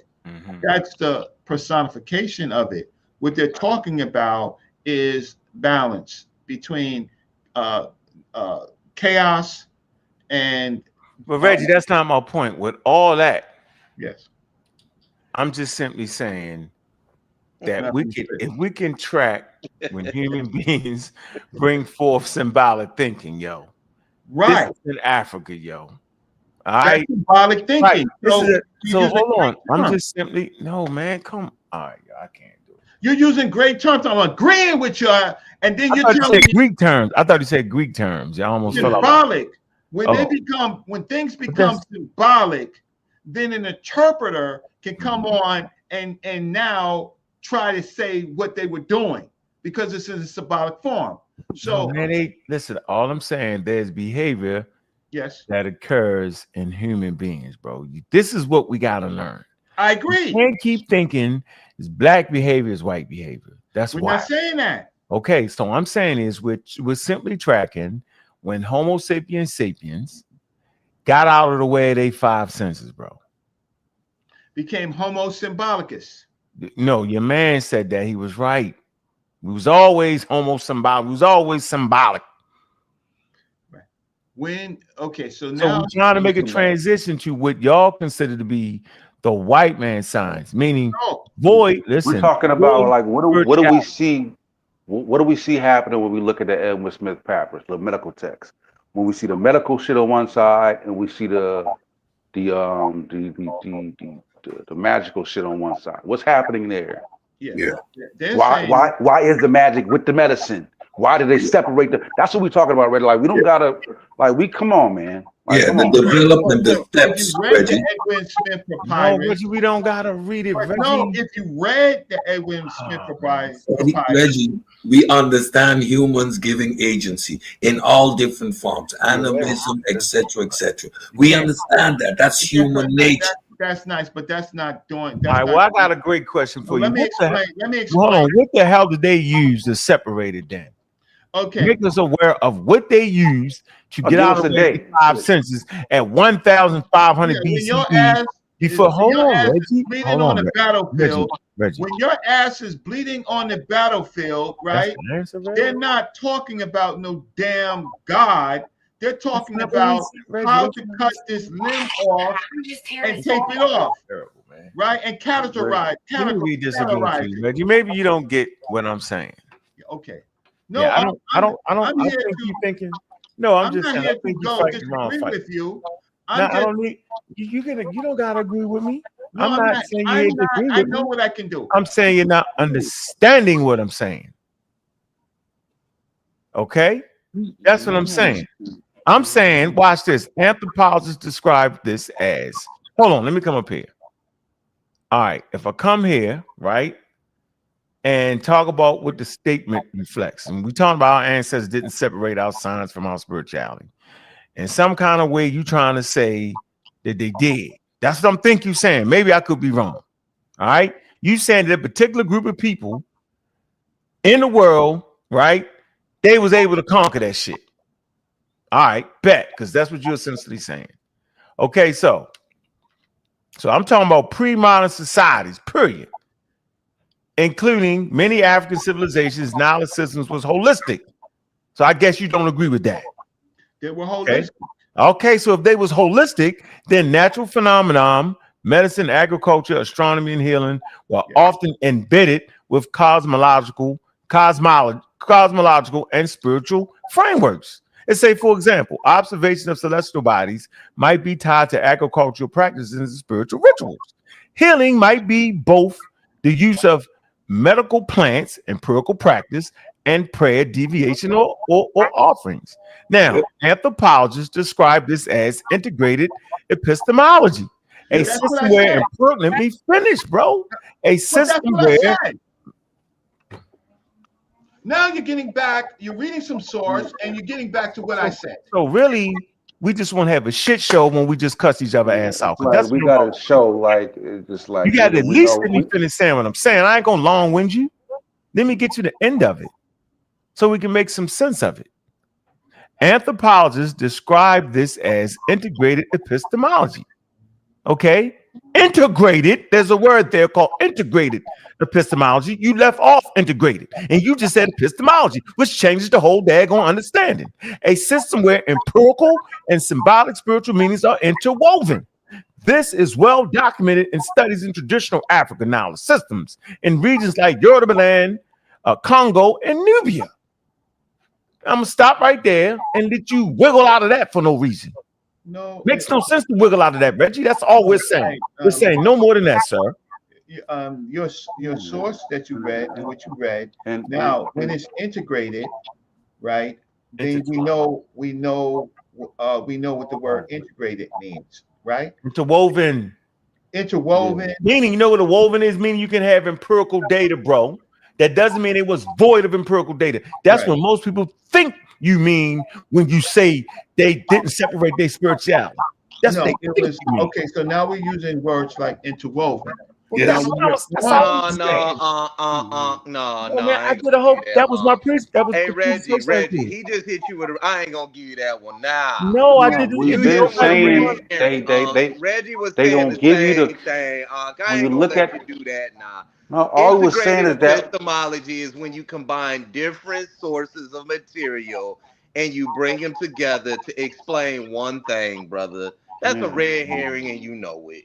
He No, don't have to say integrated epistemology in order to get his point across. He been saying epistemology the entire time. Don't do that, man. That's a okay. red You herring. know why? Because there's a thing at that's the end even of the day, spiritual epistemology. Don't do That's what I'm that, saying. bro. Like we just I trying to use the be word epistemology. So we just that's trying to my be word. like super extra smart niggas that have a regular conversation. It's crazy, We bro. is having a regular conversation. Even when you leave, even if you break down what that Maybe epistemology you is, ain't used to regular conversation, Sosa. no, what We it is having pertains a to. regular conversation. Okay. It's a Nah, So you bunch ain't of having a dumb now, regular niggas up here conversation. tonight. so what you do Ain't no dumb now, niggas up here. so now what Jesus you do Christ. is in practice, for example, in practice. I mean, how is that the same though? What you mean? It's a branch of philosophy examines define it, nature, Reggie. sources, limits, and validity of knowledge. What the hell I got to do with integrated? Define what they're using. And that Reggie, man, and y'all within wow. that, Y'all got No, stop. but I'm just actually thinking. within that integration, Reggie, what are Reggie, don't fall for that shit. what are they integrating, Reggie? You're actually blocking from thinking because No, what are they integrating, Reggie? Y'all read the source. Yeah, the integrated epistemology. What's being integrated, bro? What's being integrated is different sources and different methods No, to come to one conclusion. nah, it's gonna be and that the integration gonna be spirituality, reason, logic. So we right back at the damn same thing. So some extra metaphysics. Reggie that said it. Those things are not empirical. Those things are not empirical. So they are intertwined with the empirical. So they are used as the explanation for the empirical. That right there is integration. Not always. Now Not you change it. always. Not always, yo. No, not always, and that's where the trap. The trap is. What trap? What trap are you? Give me an example. That's Give me an example, crazy, Reggie. man. Give me an example. Man, Sosa just got us running up and down rabbit holes, man. Methodological naturalism was Chris, I'm trying to get us out the rabbit hole. Slow down. Before David Hume, there was no success. I agree with the source, Reggie. Empirical data. So all of this was integrated. That integration was happening with Spookism, Reggie. They would observe a natural phenomena. They would classify it, but their quantification for it, Reggie, was always the supernatural. Why? Spooky shit. Methodological naturalism was not developed until David Hume started to argue with Aristotle, these guys, because their positions was logic and not empirical based. So there's an evolution in our thought process, Reggie. Empirical base. That don't make no sense. You don't dam a river without empirical base, right? You don't amputate. That's not what I said, Reggie. The reason you have to dam the river, Reggie, is this. One is saying it's from a god, and methodological seeks a natural source. Don't let me hang out there too long. That is the distinction between science Reggie. and integrated. I knew he was gonna start some shit. I knew.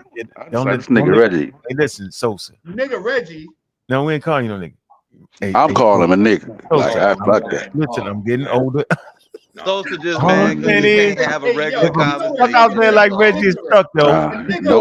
Nobody escapes a nigga, Reggie. No. Great education. Right? You can't. Here we go. Now you can't. I gotta give Sosa that much. So nobody escapes. You can't get out your phylum, nigga. If we don't, if we take the racial out and deal with yeah, we all the genus nigga. We're not gonna do it, Reggie. No, you know man, what I'm saying? What did I walk into? You're my brother, right? Another phylum. Another phylum for real. All right, let's take a break. For real. Let's take a break. All right, listen, man. Listen. I don't know what kind of debate tactic that would be.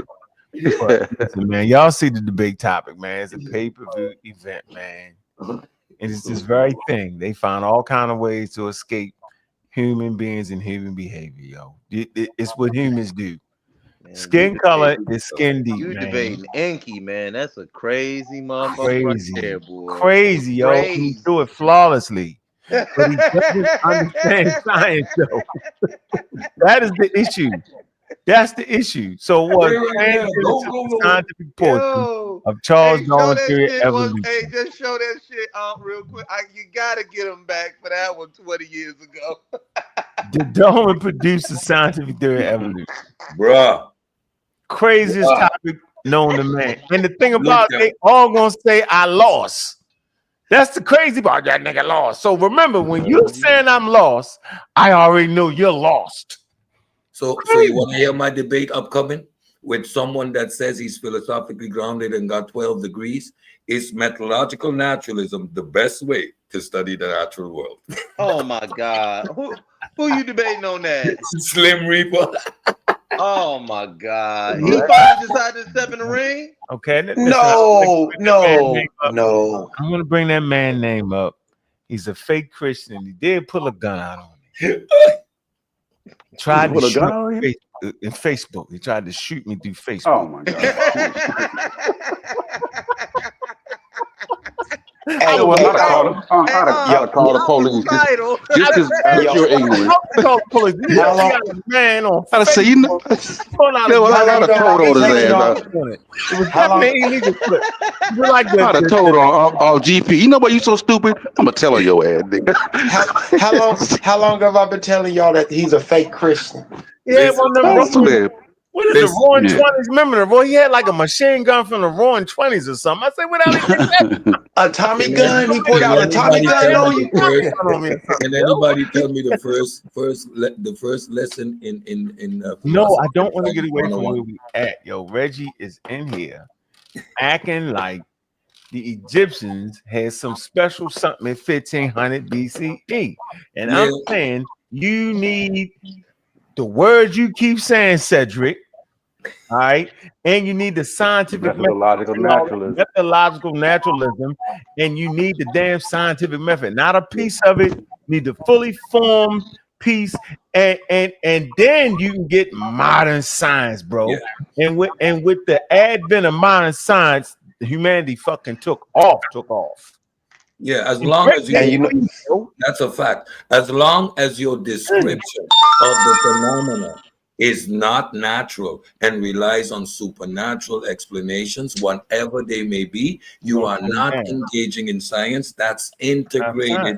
That's integrated epistemology. That's the anthropological classification. Right, integrated. And they didn't even understand that. So Reggie up here, Chris don't understand it. Yo, I said integrated epistemology. It's important. Words are important. No. Use them. No, when you deal with integrated epistemology, all it is when you're bringing a bunch of two light-skinned niggas can't talk at the same time. Go ahead, Reggie, you got it. Reggie, no, that's bringing empirical evidence. So we didn't say they didn't have that because, like you said, they can measure. It'd be crazy to say they couldn't do it, right? Now, I think people prior to our conversation might have messed it up, Reggie, right? I'm saying I'm not. I'm saying that I did my homework and I recognize that they did have empirical data. Like, how else would they reform the land again after the shit flooded? How could they measure shit out? That's empirical data right there. Getting the same plot of land back after it got washed out. Empirical data ain't got nothing spooky to do with that. That's a gift. I agree. How's that a gift? I agree. That's a gift. No, I'm just fucking with you. I'm just fucking with you on that. Here's the thing is, Uncle K, my brother. I'm here. You're debating a dude that believes humans came directly from the damn dirt. Yeah. And the rib. Craziest shit ever. He came. We red people directly from the dirt, and he has the nerve to try to use any scientific terms. Yes. But so what he's trying to do is he's trying to do this to con the audience.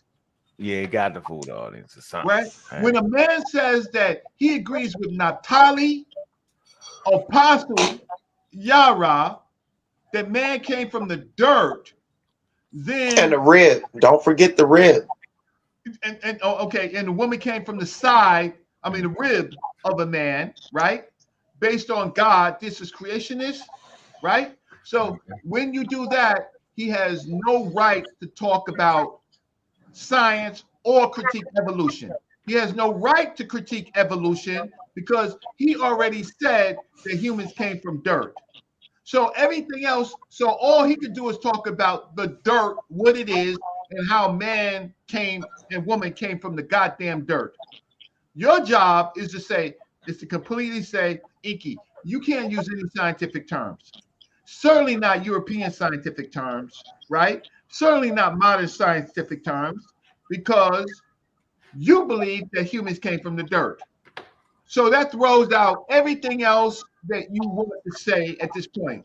So don't use no complicated terms that you read in a European book, because man coming from a dirt is not in the same book. Right? So that is what I'm talking now about your debate, right? It's your job is to make him as stupid as he is by trying to fool the people, by trying to use technical terms and critique. What's this word that he want to talk about? Pangenesis. He want to talk about, what's that new word that he was talking about that he said Darwin said, but Darwin never said the word. It was attributed to him. There's a word that he used. Pangenesis. No, there's another word. Cedric knows it. What word? What? Again with him. What? I can't remember. I know he interjected a term that was later attributed with the molecular clock. That's correct. Yeah. So he attributed that word, but you can't use that word, Inky, because it ain't got nothing to do with dirt. It ain't got nothing to do with dirt. Only thing he can talk about is the damn dirt. But life. First of all, I mean, hell, what life was what? 4 billion years old, something like that. Yeah. The Earth is 4 billion. 3 billion, 3 plus billion years. Right? Yeah, and most of it was bacterial. So wait a minute. So it wasn't no damn dirt. Right. It wasn't no damn dirt. The shit was soft. It was lava. It wasn't no damn dirt. It's the stupidest shit ever. Ain't no dirt on Earth yet, bro. Like, you don't know this, bro? Right. And they barely had a theory together on how the planet fucking came together. They call it planet mills. So something like that. And he's gonna try to critique dust particles. But he's gonna fool them. Right. He ain't gonna fool me. I got him. You're not to be fooled, right? You gonna trick me with the fake side? How you gonna tell me Charles Darwin didn't come together? How you gonna tell me? That's what everybody's saying now. Since first of all, I've been talking about Kepler for 20 years, solid, right? So the Egyptians, right, from nature, right, they watched the dung beetles and they seen the dung beetle roll the lava up in the damn dung, right? And they seen it transform, and out comes the daggone beetle. Okay, right, Kepler, transforming, evolving. So they seen the transformation and evolution, right? That's an idea. Right? They didn't know the mechanism of why the dung beetle came out the lava. They ain't know none of that shit, but they knew things transformed and changed over time. They knew that. Bet. Okay, what? 1500, 2500 BCE? Bet. Then you get the Greeks talking, but they have an idea around evolution. They have an idea around atoms. They certainly do. Okay. And then you get the modern, you get people like Lamarck and all them, they have ideas around that too. So what? Al-Jahid, he wrote a 7-volume set. The Book of Animals. He talked about evolution, right? A piece of natural. So they talk about that. Okay, all them predate Darwin. What the fuck that mean? It don't mean nothing. to the science literate because we understand none of them, and I mean absolutely none of them, didn't systemize the damn thing. They didn't organize it in a scientific theory. And a scientific theory doesn't mean you have to have everything. Them fools run right here thinking that Charles Darwin need to know everything about damn evolution before you could create a theory. Then that's not science you're talking about. You talk about religion. Only religion knows everything. He's a creationist. Science is self-correcting. He's a creationist. He's a creator. So when you get down to the damn questions, right? Don't forget why was Darwin given made the father? Because of what An said, the cohesiveness, the fact that he had a prediction. That's what makes it scientific. Now, if I am right with this explanation, then I should find that around the corner in the future, 12 feet down, 10 feet up, 70 degrees left. If this is right, that is what we're gonna find. That makes it that is what made Darwin the prediction aspect. That is what made him the father, the scientific model. And that is correct. The flip side of this is that Inky does not have a model. And whatever he tries to say, it's not peer-reviewed. It's his own thoughts. He's the smartest person on the planet, right? He's going to overturn science with his terms. So part of your job, is to say, Inky, whatever you want to say about you have no predictions, right? There's no evidence of your predictions coming true. None of your predictions, right? All your thought is hypothetical, but you ultimately believe that humans came from Earth, right? And that humans didn't come from Africa. Because if you dismiss Charles Darwin, he's the first person to say humans came to Africa. So you don't believe that, Inky, because you believe that humans came from the dirt. Probably not. And one shot out of nowhere, boom. Boom! Boom! Bam! Human. So that's why he's arguing for gradual change. He's saying he's trying to say to that the theory says that it can only be a gradual change, right?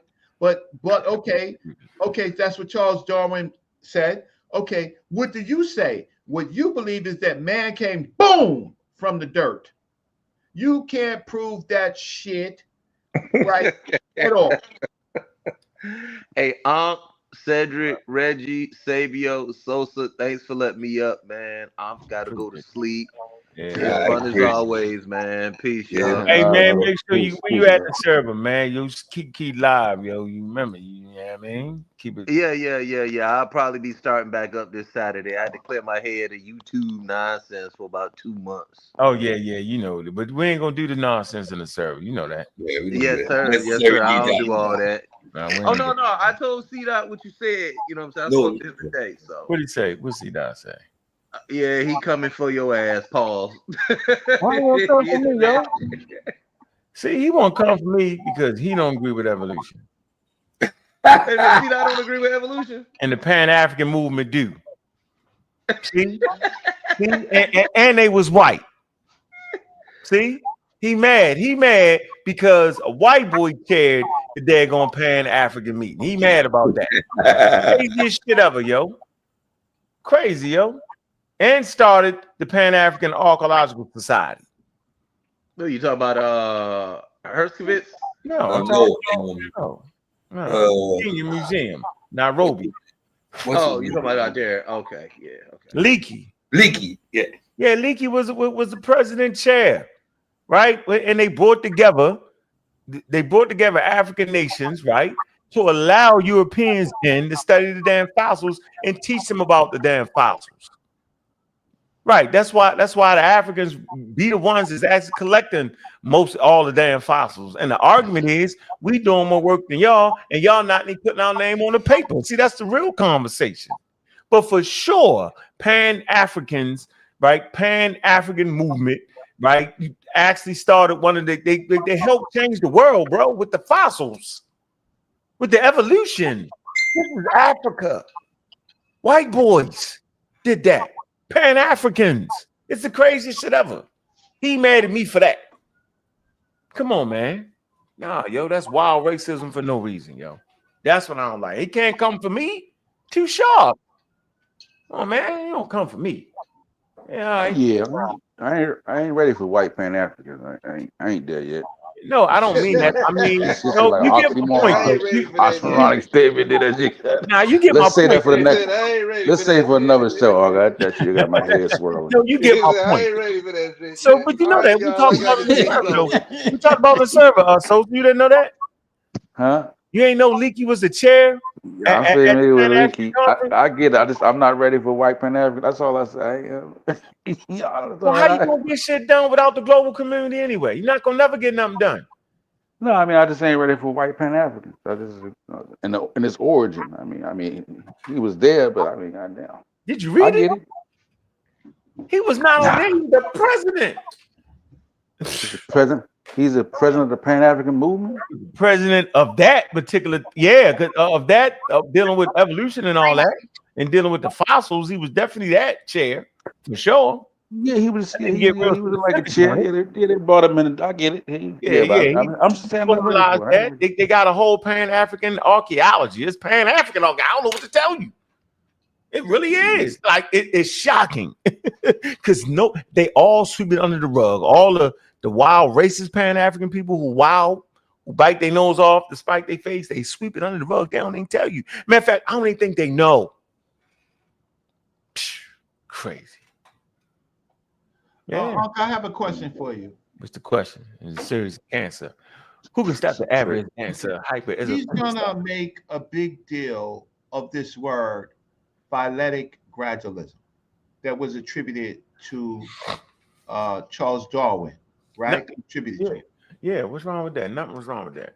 Okay, so he says that describes the theory of evolution, that evolution occurs by the steady, consistent accumulation of small genetic changes within a single lineage, right? Yeah, slow. And he's small genetic changes within a single lineage, right? Yeah. He's gonna say that that is incorrect, right? That's not That's what he's going to say. He's going to say that is incorrect, even though that term Darwin never used. Darwin, we have to. I ain't playing that game though, Reggie. Just because he didn't use the term, he definitely was saying evolution was slow. Okay, so that's fine, but he is going to use that term to try to overthrow Darwinism, right? To say that this is one of the failed. He's looking for failed predictions and theories of Darwin. That's what he's trying to do to you. He ain't trying to do it to me. He can't get me with that stupid shit. Right. I know hot and cold can exist at the same damn time. Okay, so great. So how about that? How about evolution can be slow? It can also be rapid. How about that? How about you wouldn't have known all that shit because you ain't had no genetics to know all that shit? How about that? How about you weren't supposed to know everything about evolution because there's still things to be learned? How about genetics to know all that shit? How about that? How about you weren't supposed to know everything about evolution because there's still things to be learned? How about genetics to know all that shit? How about that? How about you weren't supposed to know everything? That's you, dumb. So he wasn't supposed to know everything about evolution. We still don't know everything about evolution. That doesn't mean it's wrong, yo. So it seems like Eki gonna agree to that though, right? Because he's intelligent design. They don't punctuated. Intelligent design agree with small change and micro. They don't agree with macro. That's what they argue. So he could be arguing that Darwin was talking about the micro, and I agree with that. But the macro is what he gonna push back on because that's what ID. I mean, yes, ID. But you can't push back on that because it is evolution, though. How you gonna push back? Modern science on evolution agrees with gradual evolution, right? And it also in some organisms, not all organisms, right? Right. So genetic drift and selection, and then there's admixture. Then modern science agrees with punctuated evolution, right? we wouldn't get to any of these terms that dominates in many multicellular lineages due to mechanics like perpatric isolation or adaptive radiation. We wouldn't get to modern thinking if it wasn't for Charles Darwin. There's nothing that you could say. Charles Darwin's concepts led to better tools, and what science tries to do, disprove. Science has not disproved the basis of evolution. Now, what he is going to try to say, it's a theory and a fact. Huh? Say what? It's a theory and a fact. It's a theory and a fact. Right. So what he's trying to do is kind of pick apart. Incontrovertible. Incontrovertible. Good. So right. So what he's going to do to the dumb audience that's watching, right? He's going to try to throw in words that he thinks you don't know. So, right? So it better have something to do with the subject, though. How about that? So that's why I'm asking. That's the difference between me is I'm as being your friend, right? I put the camera on. It's being somebody who's been along, that you feel that you could ask. You can ask for help, and I can give you what I can give you. I know what he's trying to do. He's going to try to poke holes in Darwin's predictions. No, he's trying to poke holes on YouTube. I'm not going for it, bro. Listen, bro. It's not only a scientific consensus, it's a global consensus, bro. I'm not going. Hey, bro, do you not know this, Reggie? That indigenous tribes in Africa actually have scientists that come out of the tribes? What are we talking about, bro? Like everybody not in the Stone Age, he's making it up, yo. Yeah, everything he does is a flim flam. Also with the speed of evolution, Darwin was absolutely right. What? Because rather the rate of evolution is wrong. He was wrong when he thought that was the only process. That was wrong. It's always gradual. It's always incremental. So no, sometimes it ain't gradual, Reggie. No. I mean, it's always gradual. No. Cedric, listen to me. Gradual implies steps. Yeah, I ain't doing that. It's always incremental steps. The speed at which evolution happens can vary, but that gradual increment, that is that ain't. Darwin got that wrong, yo. He thought everything was that, yo. Trust me, yo. He did. He actually was what? He was stuck on it. He overwhooped it. Right. Because you can have he overwhooped. He thought everything was slow and gradual. I'm on. You get my point, Cedric? I'm gonna send you the what I mean. These are terms. He is a master with terms. No, I ain't based on because only way it could go beyond gradual, because it's gonna be like the lifespan where it has to be rapid, generation would occur faster, right? That's the only way evolution can happen more rapidly than the other. Like it would happen faster in like mosquitoes than it would in humans. Is that what you're saying? No, I'm saying you're saying that the Knoll green lizard, based off the work of Campbell, he was working on the green Knoll lizards, and a cold front came through, a nor'easter came through, and he left. This man came back 6 months later, and them damn lizards he was studying had evolved. That's called rapid evolution, yo. Hold on. You said in 6 months? Yeah, less than 6 months, yo. Less than 6 months. Okay. And what? How did they evolve so rapidly in 6 months? Because they have a different metabolism. Yeah, I got it right here. Hold on. Got it. Campbell. Go ahead, Cedric. What you saying? Yeah, I'm saying because it wouldn't be instantaneous. Process. No, it wasn't that. No, hell no. But it's not even the virus is instantaneous. No, you're right. Yeah, always gradual in process, but it varies in pace. Speed so and pace. Inky was flim-flamming again. Okay, I didn't catch that part. He was arguing that Charles Darwin did say, because he did say that evolution was slow over millions of years. He did say, and he stuck to that. He did. That's what I was talking about. So yes, the two can go hand in hand. But when Enki says it doesn't always happen gradually, based on what he was, you based have on what to he was catch working with. This is before the before the microscope. Like, you know what I'm saying? Based on what he was working with. Yeah. Right. But you gotta understand, but that's to my also the point too, Unc. Like he was like with the whole thing with Wallace, he was putting it out. Like, you understand, he was trying to put as much material in as he could. You know what I'm saying? Shit, he'd probably working that shit up till he died. You feel me? Like, it was, you know what I mean? So much to put in there, he couldn't get everything in there. I know Darwin was. Yeah. Yeah. Charles Darwin. Charles Darwin made predictions.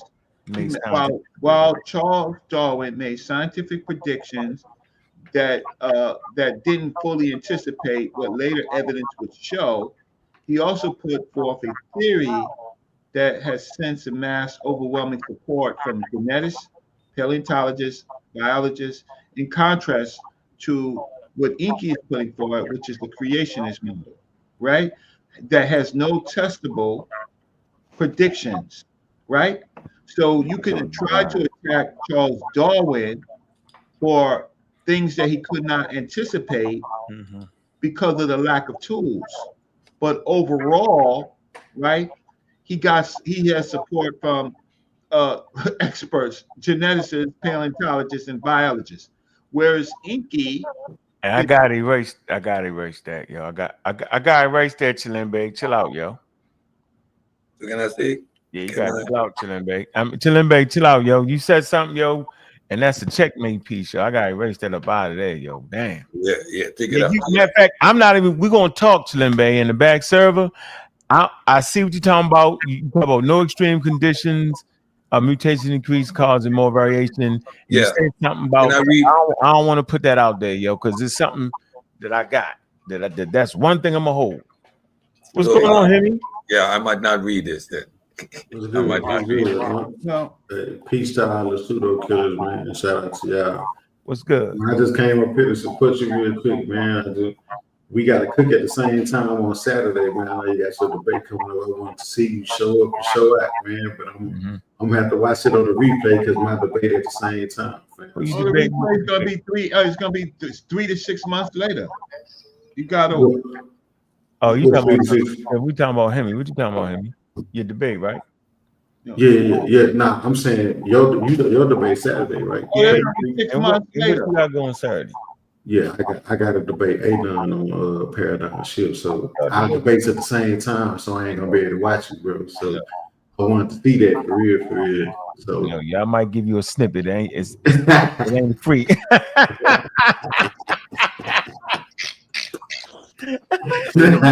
We'll do the highlights like ESPN would do with the UFC fight. Yeah, like snapshot photo. So Enki was trying to undermine Darwin, and again he was completely wrong, right? Of course he was.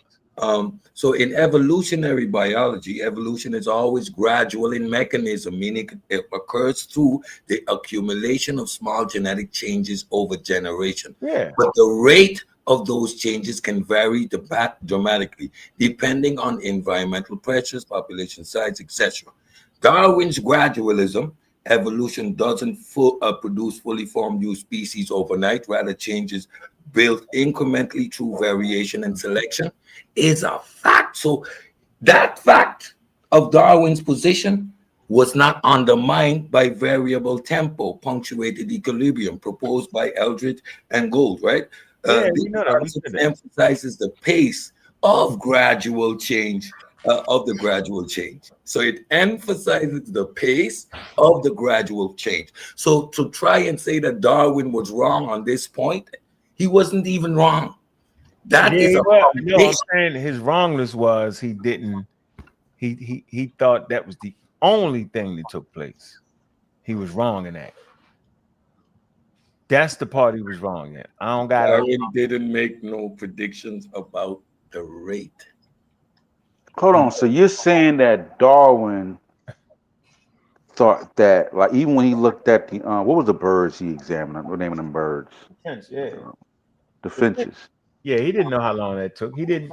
It's Do you not till think that later he thought that it took real time. millions of years for those finches to get the different beats? I'm not sure, but he thought it took a slow, long process. He actually did that. Yep, he did.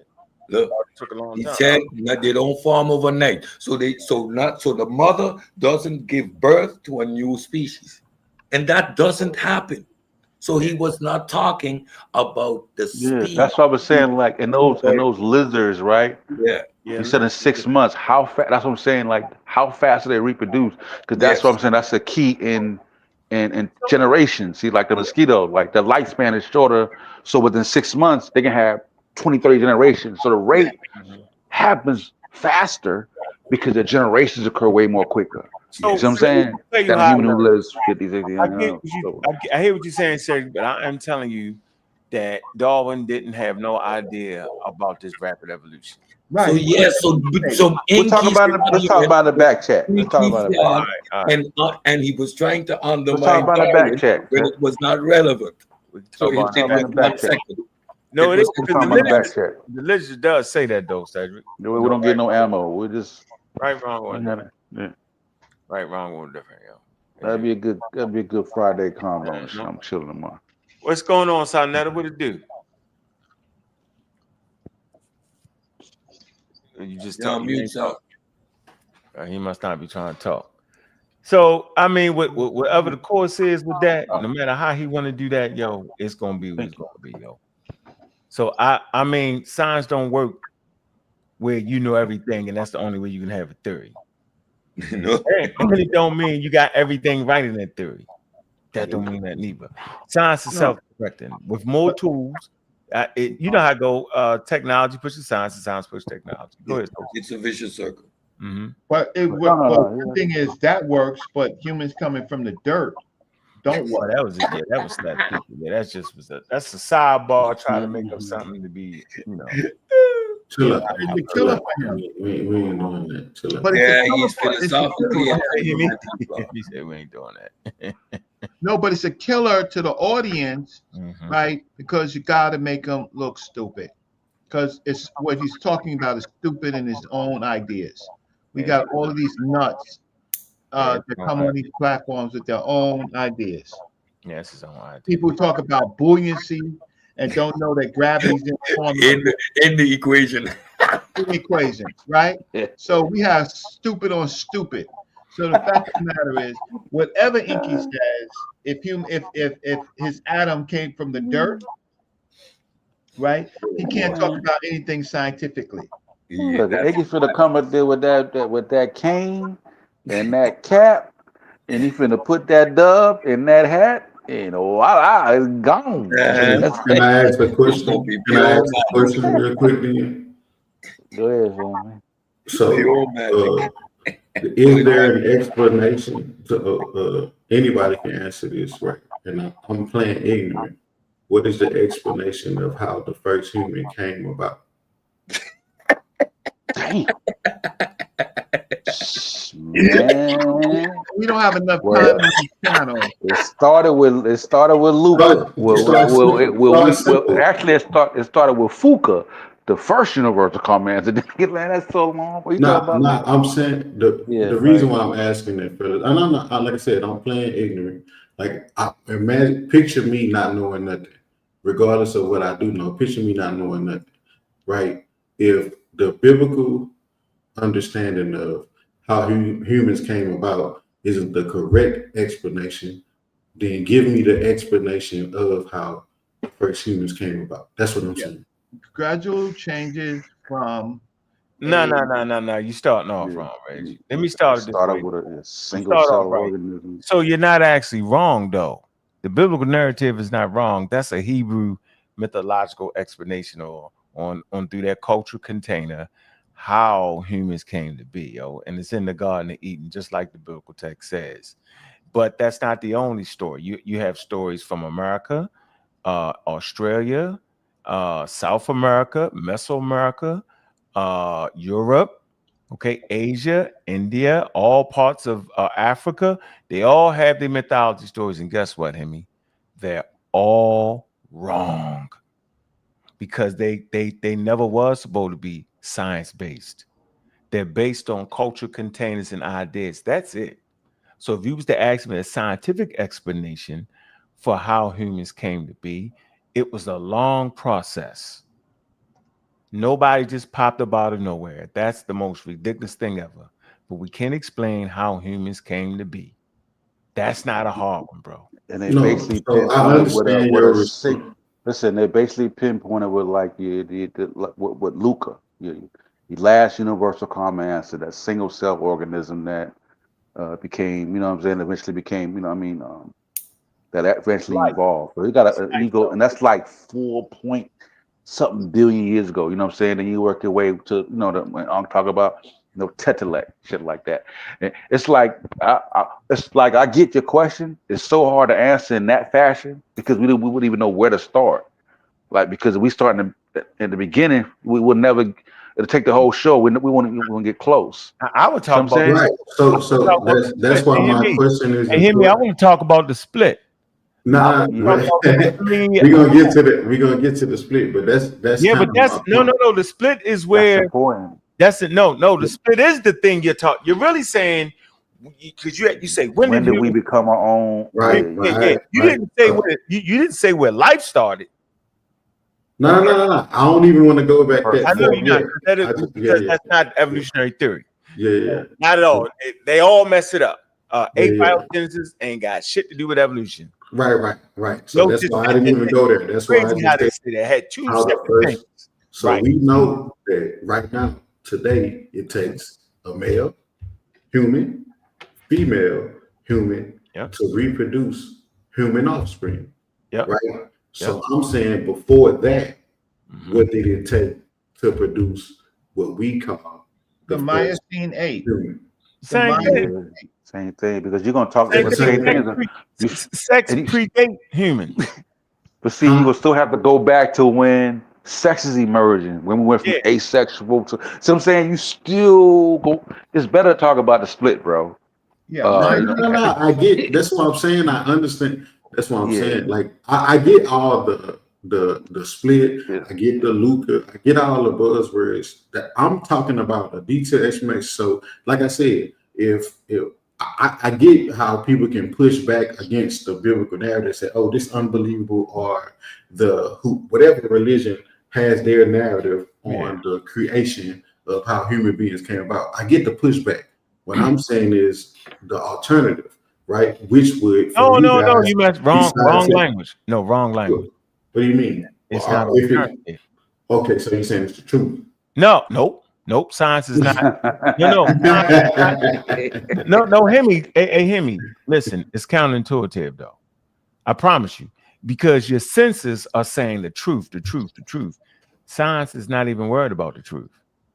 That right there, if you can't get past that stumbling block, you can't even really go farther in the conversation. You in your mind, listen, can you recognize your mind that science is not concerned with the truth? Can you handle that? You said science is not concerned with the truth. That's right. Can you handle that? Can you tell that to people who use science to say that one person is wrong or right? No, I didn't say that. I said not true. I'm saying that there's individuals people that understand who use science to say that one individual is wrong or right. But that's not science. That's not science. No, I'm not saying that that's what science is. So I'm with you. Science, you know, tries to explain the facts that they do have, right? Nope.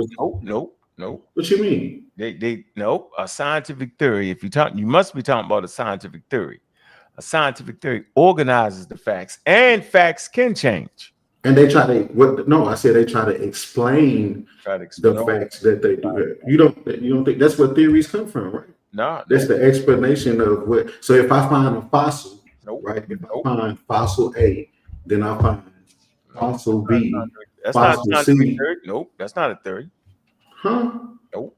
All right, now you got me. Now I'm legit. This not even me just playing. You just basically saying that scientific theory organized the facts. I think that's right.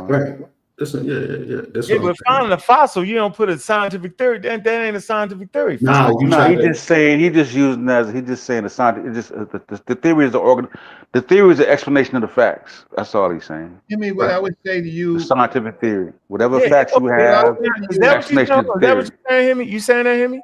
Yeah. Okay, so let me read this to you. This down on Prethero. It say the idea surprises a lot of people, but it is true.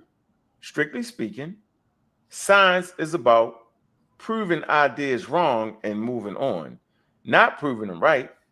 Scientists are not looking for the final truth or providing something absolutely true. Scientific explanations most always be open to further scrutiny and testing. They're tentative and must be capable of being rejected. Yeah. You know, I agree with that.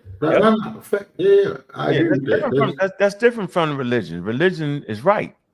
I understand that. So that's what I'm saying. So that's why I said, like, when you're given a scientific, so like I said, if how I'm explaining right, how human life formed or came about religiously,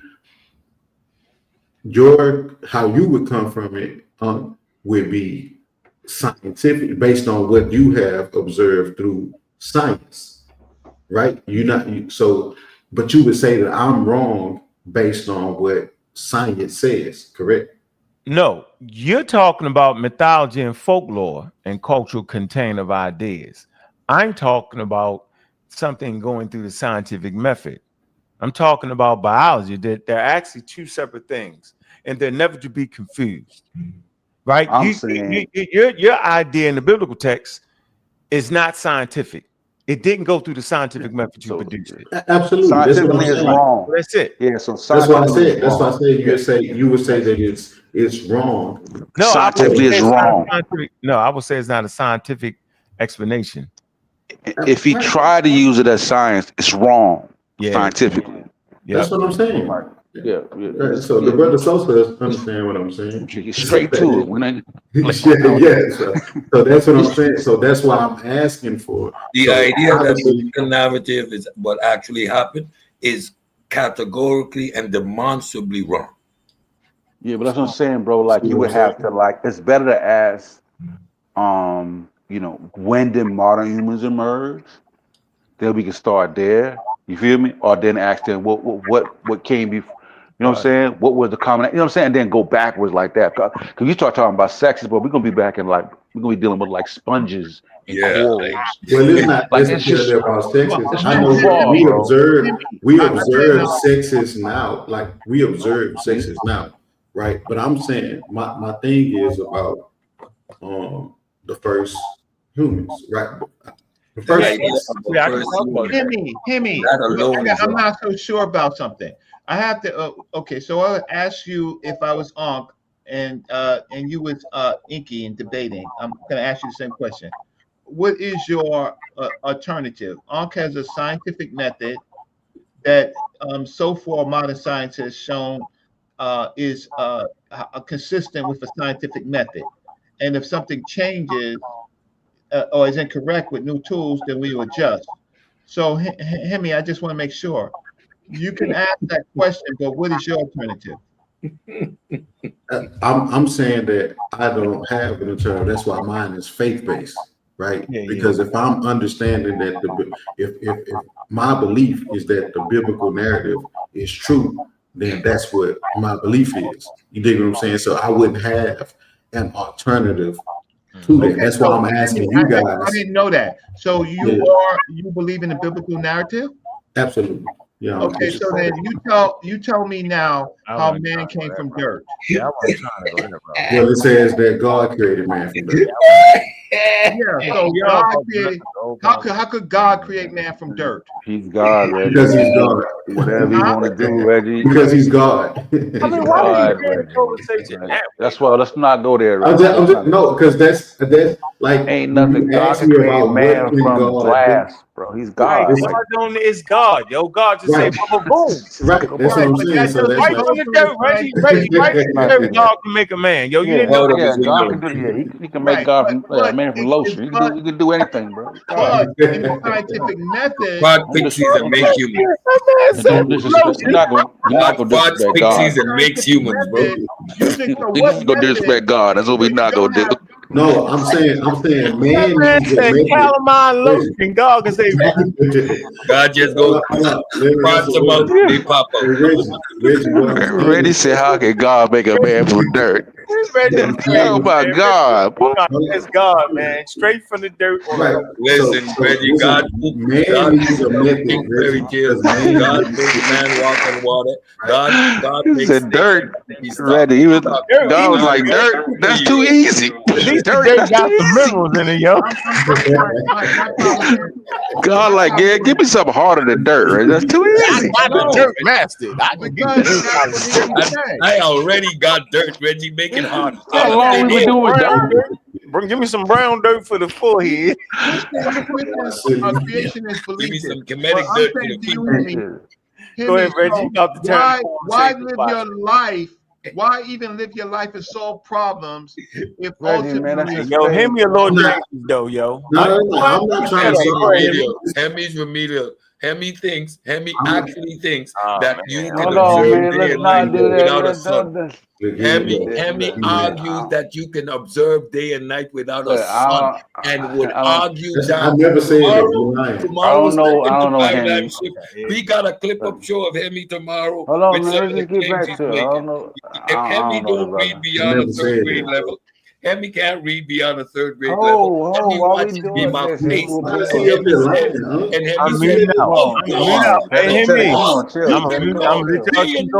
from an earthly perspective, you don't need sun to have a day. The man said I can't read. You had light before you had a sun, right? So come on, let's not attack. Let's not attack. Come on, bro. Let's keep it. He's just mad because I'm up here. I just wanted to come up here and have a conversation. Let's keep it chill. I appreciate you. You're a barbarian like I'm a barbarian. I don't know what. Tomorrow we do the clip up show with Hemi, featuring Hemi. We got 3 featuring clips starring Hemi making some outlandish claims. Then you're gonna know what you're dealing with, Reggie. Can I continue answering what Reggie asked me, bro? Yeah, go ahead, bro. So Reggie, this is what I'm saying, bro. When it comes to the question about what God can do, if we understand what God is in the context of Him being God, right? He can do anything because we're understanding He's the creator of everything. So He can do anything. You see what I'm saying? So that's why I responded to your question like that. Not because you know what I'm saying? I'm just saying.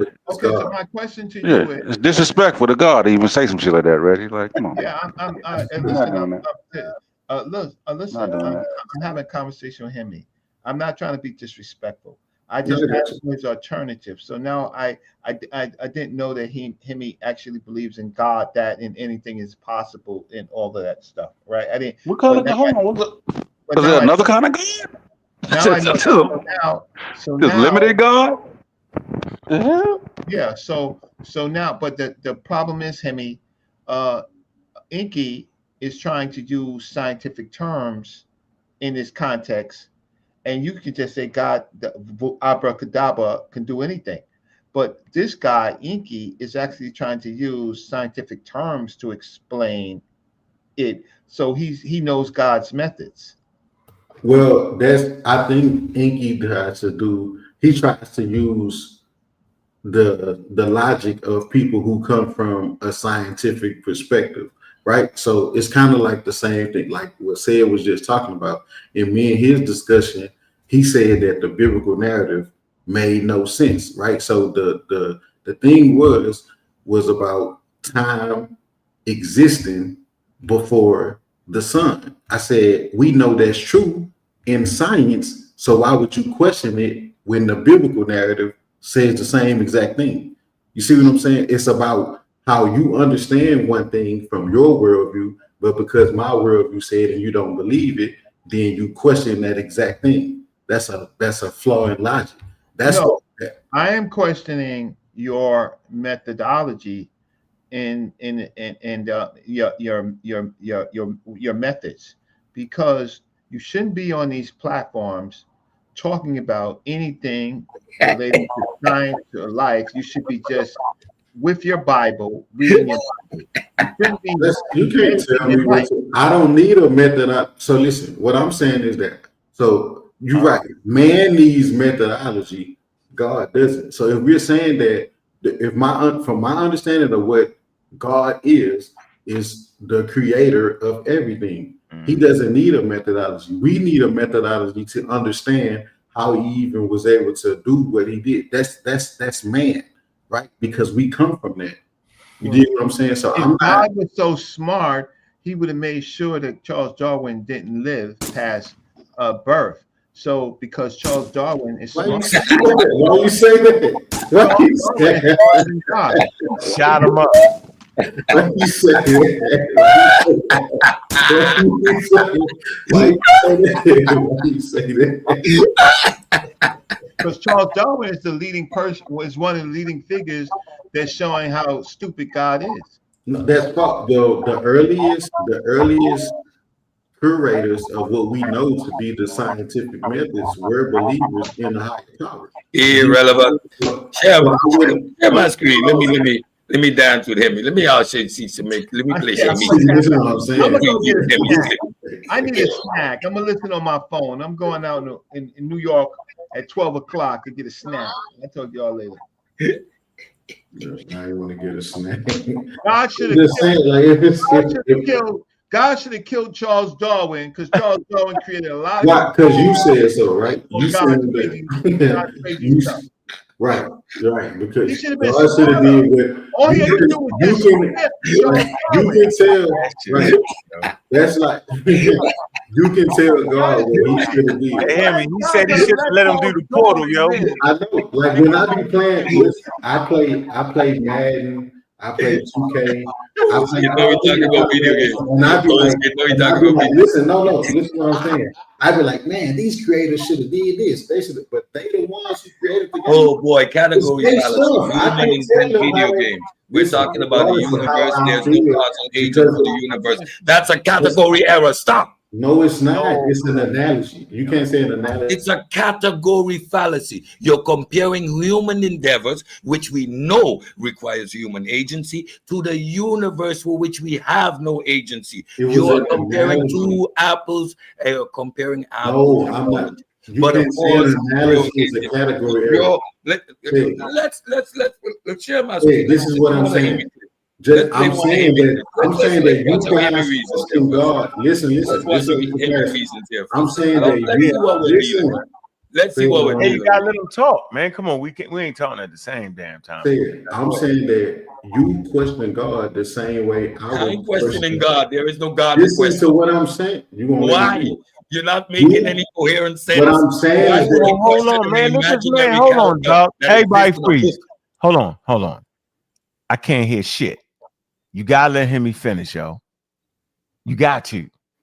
I don't even know how to refute him. I can't hear him. Go ahead, and then you go, Cedric. So what I'm saying is that an analogy is not a category error, because I'm not saying that it's absolutely true what I'm saying. I'm just trying to draw a parallel so that you can understand where I'm coming from. So what I'm saying is that you question God. What I'm saying is the creator of everything, the same way I would question the creator of a game because things aren't working out for me the way that I expect them to. Man, why they didn't do this? Why he didn't put this right here? Why he didn't do this right? That's the same reason people question God, because the creator did it how they said that, how he saw fit, and then I have to experience these things, so I'm questioning the creator on why you just didn't do it the way that I expected you. That's what I'm saying. That's not a category error. First of all, no human being actually questions a God. When we raise these questions, we're raising it to the individuals that propose a God, because we know there is no God. The category fallacy is that you're equating natural processes that follow the four fundamental forces, and you're equating that to human activity. It's a category fallacy, but again, you're not philosophically grounded, so I wouldn't hope you to understand it. So don't argue with me, just hear it. Now, we're going to play what Hemi what some of the stuff that Hemi thought. So let's listen to this. Out. Just let me keep talking about the follow me. Just follow me. No, we talk this earth right here is the universe. Step by step. Step by step. About the earth here. No, right here we're talking about the universe. Out. Just let me keep reading. You know what Hemi implies? Go to the bar. Hemi implies that in the Bible, the biblical text, when it says the earth, it is not talking about the planet. It is talking about the stars in the heavens. He pulls up the Jewish lexicon and he can't read a third grade sentence. Why am I arguing with this man? This man implies that the comma between earth, between heaven and sky means that in this context, earth means sky. The man can't read a third grade sentence. What is he doing up here? You need to put him in a class, basic class, reading comprehension. Based off of what you just played? Oh, yes, he's referring to the biblical text. He was on our platform with the Jewish lexicon saying, here, look, earth. What was it? What show was that? He was on the Pseudo Killers. So this is what happened. All right, what happened? So again, I was drawing a parallel. Let me finish. Let me finish. So he comes with the Jewish lexicon, and the Jewish lexicon says "eretz," mean earth, meaning earth, as opposed to heaven, sky. Hemi is double down, standing on it, that in this sentence he's reading here, because of the comma, eretz, earth, means sky, and then to the cosmos, to make his biblical narrative stick, because otherwise it makes no sense. So what you heard right there, he was making the biblical text where it says earth mean somehow the cosmos. I'm not doing it. All right, go ahead, Hemi. Go ahead, Hemi. All right. I just wanted to make sure you was done before I could speak. I don't want to keep cutting you. Like I said, bro, how me and Said's conversation even started was, again, I was attacking the logic. So from Said's perspective, the biblical narrative is complete BS. It doesn't make sense at all. Right? So I was drawing parallels between what the Bible says in Genesis and what we know is true from what science tells us, right? Like time and light existing before our earth and sun. You understand what I'm saying? He said, no, that's not true. The earth as complete as we have it today was happened in Genesis 1 when it says God created the heavens and earth. I took him down to Genesis 1:14 when it actually says that he made dry land appear, and that's our earth. So everything that happened before then wasn't the earth that we are inheriting today. It's another earth. Huh? It's another earth. It's not another earth. It's saying eretz. The term eretz in Hebrew has different meanings based upon the context of the text. That was my point. I wasn't saying that earth means sky. I was saying that eretz can refer to the sky that is not heaven. Oh shit, complicated, yo. That's a little complicated. So that's the context of that conversation. But again, Said doesn't understand because he tried to argue me down that time couldn't exist. Do you understand anything he just said? No, but I mean he do. I'm gonna get it. I'm a little slow, yo. Remember, I'm a little slow at times. So this is what it is. In Genesis 1:1 reads, "In the beginning, God created the heavens and earth." Okay, that's a summary statement about what's about to happen from Genesis 1 and 2 down, right? So on y'all show, remember it was you, Juju, Said, Chalimbe, Gullah, all y'all. Remember, y'all had my name inside. It come from me and Said was having a conversation on Wavy Channel, which he ran from because he wanted to be disrespectful, and niggas was telling me he couldn't be disrespectful. Yeah. So now I came and reviewed that show on y'all's show. I showed up to continue the conversation. That's it. From then, Said has been lying, telling people that I can't read, I can't comprehend, third grade saying this, all this other foolishness, just to avoid what I'm saying. He don't want to deal with what I'm saying. If you disagree with my position, disagree with my position. But don't lie to the people trying to make it seem like I ain't lying. I ain't lying. You didn't say that one thing I said. Talk about the Jewish lexicon. Didn't you? Was I lying? I just explained it. You're not listening. How do you make the Jewish lexicon make that word eretz?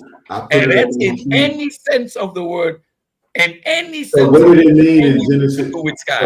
Wait. So when the earth was formed, Hemi, read the sentence, Hemi. Eretz, meaning earth, as opposed to heaven, comma, sky. What does that sentence? Why would it need to put as opposed to heaven or sky? What does that mean, Hemi? No, what does that sentence mean, Hemi? I'm asking you a question, Sid. I know what it means. If a Rex is never referenced, if the understanding that it's Rex. So you want me to tell you what that sentence means? So I'm gonna tell you what oppose means. Heaven, earth. See, he don't want earth, opposite to the heavens or sky. Why would they? Why would they need to say this? Because they're drawing parallels. It's how language works. No, so earth is here as opposed to, in opposition to heaven, comma, sky. That's what that sentence means, Hemi. What do you think that sentence means, Hemi? That's a great sentence, Hemi. I wouldn't need to, if I'm defining something, I wouldn't need to say that it's opposed to something unless this term can be used to describe that same thing, right? If I'm defining the color black, I don't need to say as opposed to white because I know that black isn't white, right? Do I need to put as opposed to? So Hemi, what does that sentence mean to you? Again, meaning earth as opposed to heaven, comma, sky. What does that sentence say to you, Hemi? What is that sentence doing, Hemi? I just told you. It's saying in this context. It's saying that in this context, the meaning. Which context? Which context? The context that is referring to in the. Which context that is referring to? It's explaining the definition of the word. So which context do you refer to? So did it have many meanings of the term Rex in the lexicon? Yes, they describe earth in many different ways. So because it has describing earth, soil, land in many different ways. It's showing you the diversity of how land can be used. Land, earth, place. So it's all synonymous uses. It's all synonymous uses of the word. At no point does the word require or obtain an opposite meaning. So go ahead, explain that sentence. Explain the sentence for us, Emmy. Show us your intellectual powers. You keep asking me a question, and every time I go to answer you, you start interrupting me when I'm speaking. So if it's what you're saying, that the understanding that the Rex never means sky, never means heaven, never means anything other than earth or land, why would they have to make the distinction that is opposed to it?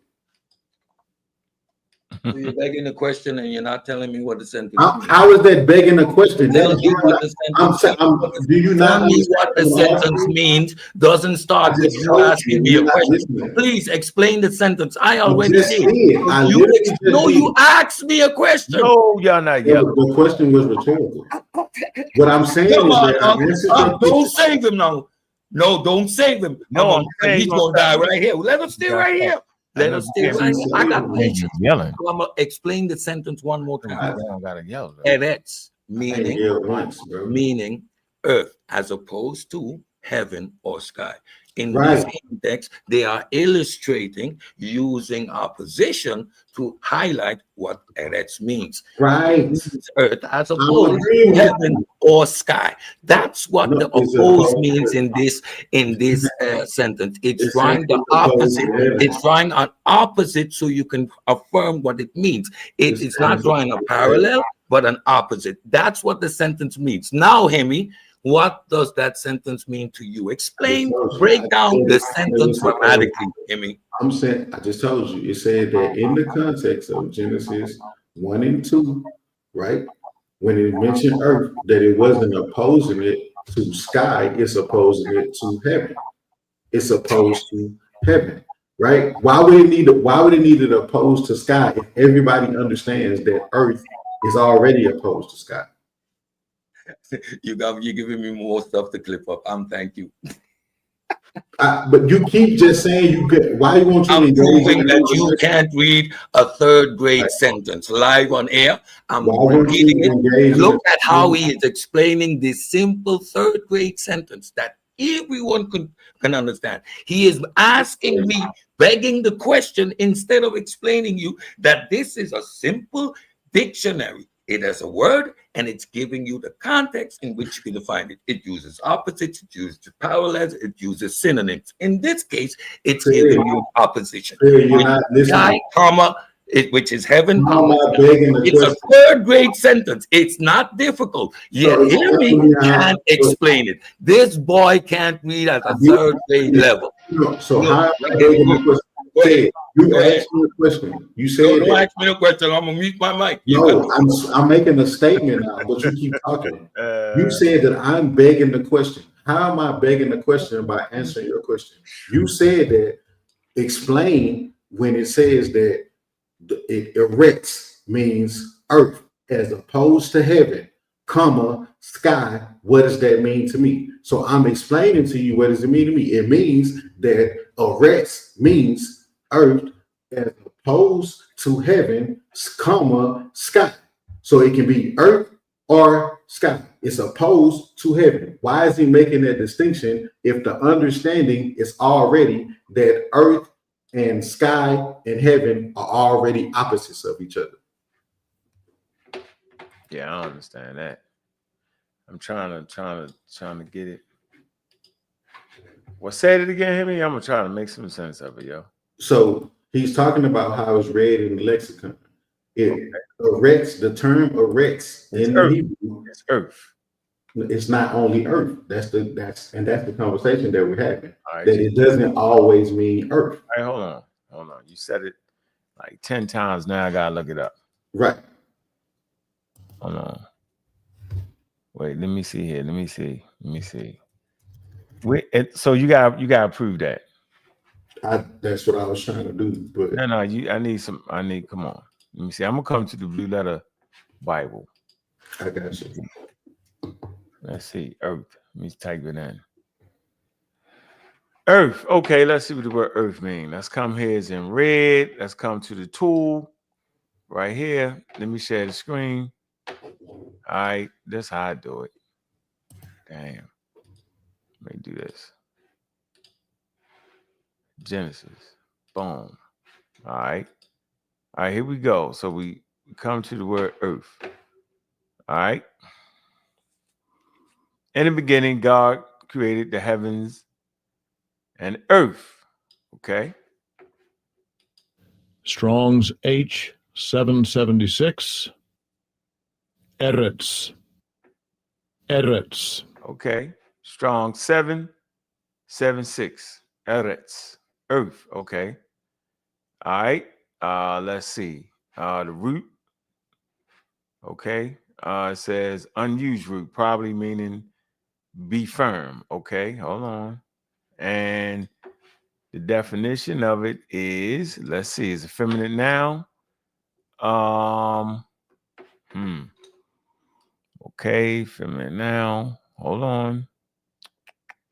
Okay, land, earth, whole earth, opposed to part, earth as opposed to heaven, earth inhabitants, land, country, territory, distinct region, tribal territory, piece of ground, land, land of Canaan, Israel, inhabited land, soul, Sheol, land without return, underworld, city, state, ground, surface of earth, ground, soil, people of the land, okay, space or distance of a country, measurements in distance, level or plain country, land of living, ends of the earth, almost wholly late in uses, lands, countries, often in contrast to Canaan. Okay, there's no indication of that. Formed and used root, probably meaning to be firm, earth. Okay, large are, let me see, hold on. See, particularly a land, common, country, earth, field, ground, land, nation, way, wildness. Okay, let's look at the Strong's explanation. Let's see, we can get an explanation of it right here. Shoot. Especially when the land is put on inhabitants. So I don't see what you're saying there, Hemi. But I can go to the chat GPT and put the Hebrew in there and see what it's trying to. So you're basically saying, in your explanation, you're trying to say that it got something to do with what?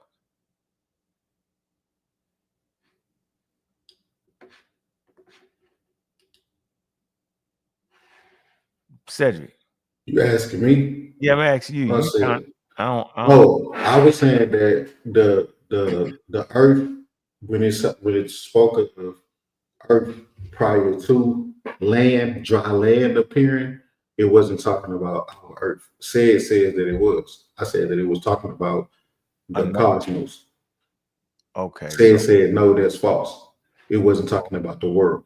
In the book of Genesis, let's see, in the book of Genesis, hold on. Let me see. We're gonna get in the book of Genesis. Does the word Bible indicates a very earth-centric creation story. Does the word in the book of Genesis, does the word for earth mean what? Cosmos. Means cosmos. Oh, I'm gonna find out for that. I'm gonna find out. It's gonna tell you that the earth creation story is a very earth-centric model of creation. Hold on for a minute. It says this is a common area of confusion when modern readers approach the ancient text with modern cosmological categories in mind. Let's look at it. It says the Hebrew word in question is eris. In Genesis, the primary Hebrew term translates to earth is eris. The core semantic range of eris, land, ground, soil, gradual or territory land, the aspect of territory, the land of Egypt, Mizraim, the entire earth, dry land, in contrast to the heavens or the sea. It does not intentionally mean cosmos or universe. It usually refers to habitable land or terrestrial realm. Contrasted term, here's a term for shamarine. The pearl word often paired with eris is shamarine, heavens or sky in Genesis 1:1. In the beginning, God created the heavens, the shamarines, and the eris. Now, Hemi says that word eris don't mean earth. It's a this mergium, heavens and earth, in the ancient Semitic way, is saying everything or totality of ordered world, functionally equivalent to how we might say the universe in modern language, but linguistically, it is a pair of concrete realms, not an abstract term for cosmos. So let's go back over this again. Let me share my screen. Let's see what it's saying. We're gonna come to the bottom of it. Hold on. Let me share my screen. 1 second. All right, so we can come to an agreement. Right? That's how we do it around here, yo. And do no running. All right, so can you see this, Hemi? Yeah, I see it. So it says the Hebrew word in question. We see that. The core semantic range. We read that. Now, it does not what? Intentionally mean cosmos or universe. All right. Now watch this. The contrasted term, shimmering. Okay. All right. Heaven or sky. In the beginning, God created the heavens and the earth. Okay. The measurement of the heavens and the earth is an ancient semantic way of saying everything, the totality of the ordered world, functionally equivalent to how we might say universe. So they talking about that is meaning the universe. Let's come here. Ancient Near Eastern cosmology context. This is what we're looking for. We're looking for the cultural context. Any ancient society we talking about, we want to see what they were saying. It say the cosmology reflected the early Hebrew thought was not heliocentric or modern cosmic in scope. All right. That it was not heliocentric. They did not know that the earth traveled around the sun. That's what it's saying. It was a three-tiered universe, okay? Common in ancient Near East. Heaven above, the dome of the firmament, the earth, the dry land, and habitable realm, and the waters below the deep abyss. It's right here. Once again, the heaven is above, the dome, the firmament, right? Earth, the dry land, inhabited realm, water, okay, abyss. It says this conceptual world is consistent with the text from Genesis and parallels the Mesopotamian literature like Eni Mailich. When the heavens and the earth, the cosmos, although translated sometimes render heaven and earth in a way that function like the cosmos in modern English, we must be careful. The original language does not contain a single abstract term for cosmos. The meaning emerges from the phrase, not from iris itself. It's iris alone never means cosmos. It means land or earth, as opposed to the sky or heaven. Scholarly consensus. Biblical scholar John Walters, Michael Heyscher, Mark Smith emphasizes Genesis. It says Genesis 1:1 does not usually technical vocabulary for the universe as we understand it today. Rather, it uses the ancient Near Eastern conceptual pair, heaven and earth, describing the total ordered world as preserved by the ancient Israelites. Summary. Here's the summary of it. It says the Hebrew word eris means land, earth, ground, not cosmos. The phrase heaven, earth is a measurium, meaning everything in ancient cosmological terms. The idea of cosmos as a single abstract entity in the Greek is Greek in origin, later seen by Timaeus by Plato. Well, there you go. Yeah. So I'm correct. Yeah, I'm gonna probably need to send this to you. I'll send it to you. I'm correct. No, you're not.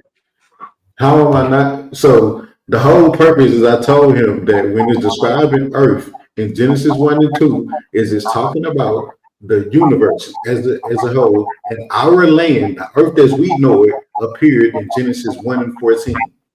I'm correct. That's what this literally is telling you. No, it's the scholarly consensus. Look. It's telling you what I just said, right? No, in Genesis 1:1, it does not. Look what it says. It says the phrase heaven and earth in a merism, meaning everything in ancient cosmological terms. You read this right here, yo? Can you see it? Wow, this is crazy. It's like no, we're gonna slow down. Everybody slow down. I highlighted it. Go ahead. This is scholarly consensus. Go ahead. No, right. I'm reading that. Read it. But I'm saying that. No, read that first. Right. It says Genesis 1:1 does not use technical vocabulary for the universe as we understand it today. Okay. Right? It uses an ancient Near Eastern. Listen. Stop at the sentence. What is that? You wanted me to read the whole thing. No. It says Genesis 1. All right, let me read it again. Genesis 1:1 does not use technical vocabulary for a universe as we understand it today. Okay, so what is he saying? What are they trying to tell us? That those ancient people wasn't thinking like we sitting here fighting over right now. I think that's important, bro. Certainly, like watch what it says. Go ahead. Rather, it uses an ancient Near Eastern conceptual pair, heaven and earth, to describe the total ordered world, which means heavens and earth, the world, which would include the cosmology as perceived by ancient Israelites. You added that. That's exact. I'm not adding that. That's what it's telling you. You describe the total ordered world. Right. It's telling you the total order. So, and again, that's why I took him down to Genesis 1 and 14 when it says dry land appeared, and that's our earth. In Genesis 1 and 2, it's not talking about our earth. That was my whole point. No, but your point ain't this point. No matter what. That is my point. My point has always been that point. That Genesis 1 and 2 is not talking about our earth. It's talking about the completion of the world, including cosmos. He said, no, that's not it. Genesis 1 and 14 is when our earth land appears. That's always been my argument. You can go watch your show. Hold on. It said it's used the ancient Near East conceptual pair, heaven and earth, to describe the total ordered world. Exactly. That includes the cosmos. So it's just saying, nope. It's just saying it's the total ordered world for them. That's it. Which includes the cosmos. No. Heaven and earth. The total ordered world don't include the cosmos? No, because you're not supposed to look at it like that. What? It says does not the technical vocabulary for the universe. So it's not talking about the universe, yo. So it's talking about everything. Listen to what I'm saying. No. It's talking about they whole order things. Right. It's talking about everything because there was chaos. Remember, I told them that the waters of the deep. I'm helping you. I'm just saying what it said. It's just saying the heaven and earth. I understand it, but you're not. Total order. It's a total ordered world as perceived by the ancients. So that's right. But it said that it was formless and void. It was chaotic. Right.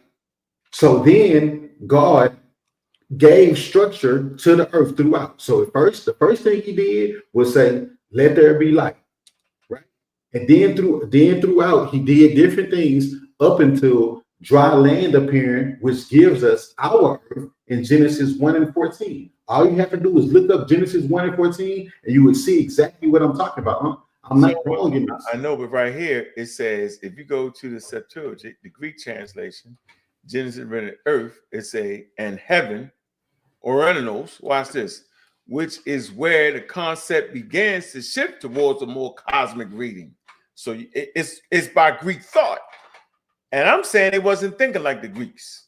I'm saying what it's saying right here, and I'm not going to move off that. It describes a total ordered world as perceived by the Israelites. Exactly.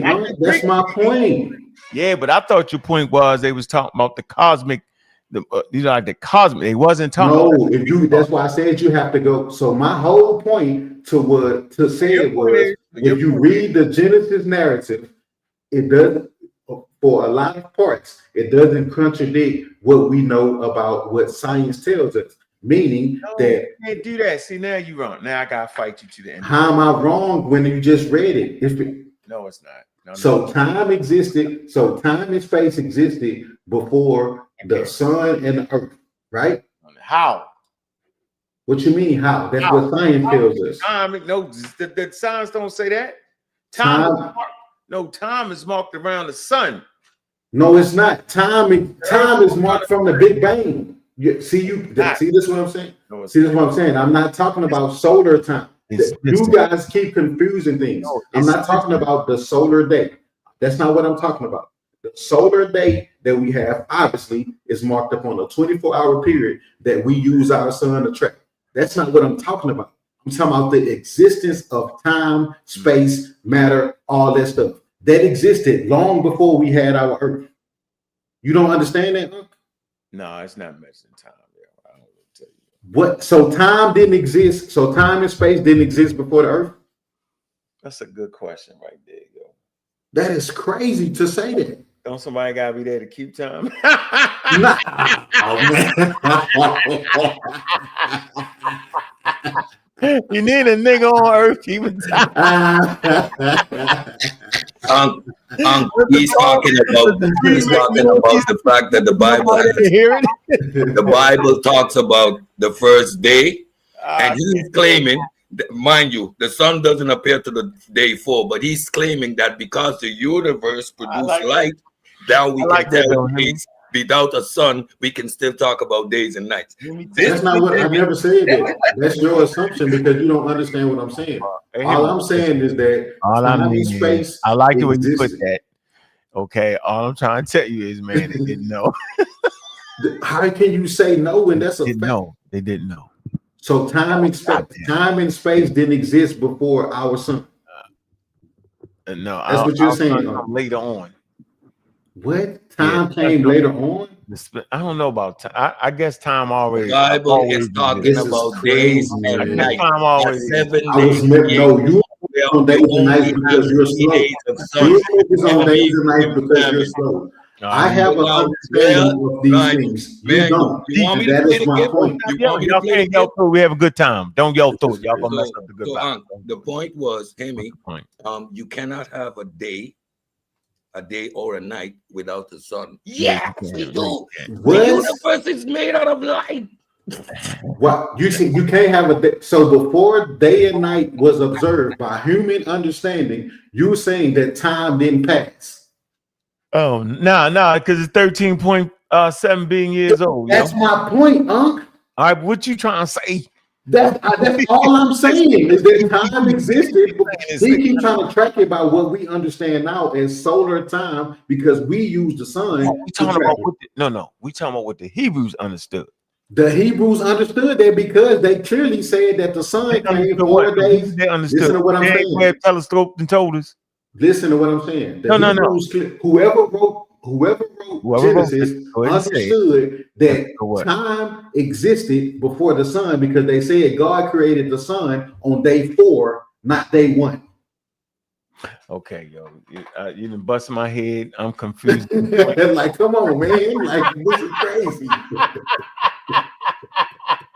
This is crazy. The Hebrews, the greatest. They had the James Webb telescope prior to the James Webb. Bro, they got 4 days, mind you, day and night. Day and night, which you require a sun to observe. Here's one of these. About 4 days. I understand that we observe day and night. The universe is space-time. We can tell 4 days without a sun. Just pause for a second. I understand that we observe day and night because we have the sun to track day and night. What I'm telling you is that time existed long before we was able to observe day and night. Yeah. We discover things. Yeah, it's gonna we don't create them. It's gonna be so we stumbled upon time. Time was already existing. How do you talk about a day and a night? We talking about the Hebrews, right? So you're reading a text that says day and night. You're reading a text that says day and night. What is I know that. So what I'm saying is that you now y'all saying they what is required to talk about day and night? So now you have to question. Now you have to reconcile. You understand why they wrote it that there were 3 days that passed. Before whether it was literal days or an expansion of time in general. Why would they say that days passed before the sun was created if they didn't have the same understanding that we have now? What is you have to reconcile that. What is required to measure a day, Hemi? Huh? What is required to measure a day and a night? Right now, the sun. What? Okay, good, Hemi. I'm done. That's not my point. What the?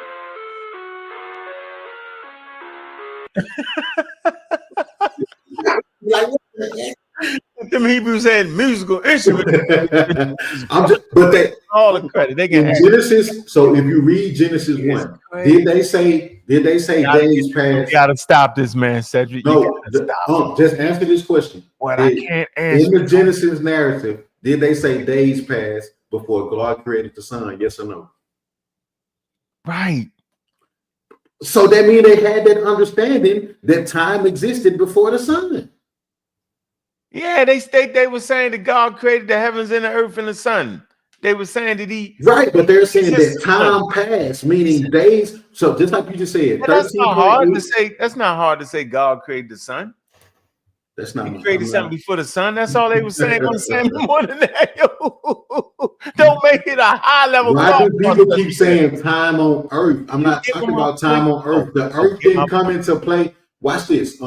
Can I start my screen right quick? I need to share into your bag right now. Let me just say this: it's not that complicated. I want to I want to show those Stone Age humans looked at the sun and say God made something before that. That's all they said, bro. It wasn't trying to make a deep 13.7 billion year connection. It was simple, yo. Something made the sun. The creator come before the sun, and on the 3rd day the sun came because he had something before the sun. That's all they were saying. That's all I'm I'm saying. just saying the sun wasn't created until they was Genesis just 1 and they 14. was just having fun, yo. They wasn't trying to really know the cause. They was religious, yo. They probably smoking weed. They probably was smoking weed. They're like, see that boy? I know he made this. I know it, yo. They didn't have the cat. They come on, don't make them do that, yo. I know. Listen. I know I'm on the pseudo killers. I know this is a bunch of atheists over here. No, atheists don't got nothing to do with. But it's not about it's about the disbelief in the biblical narrative. No, right? it's not. No. Hold on. Okay, so can you put my screen on? Yes, I will put your screen on for you. I'm simply saying, Hemi, is that these are Iron Age people, yo. Right, but clearly they had an understanding of something. No, yes. So watch this. It says, all right, but hold on. Let me bid let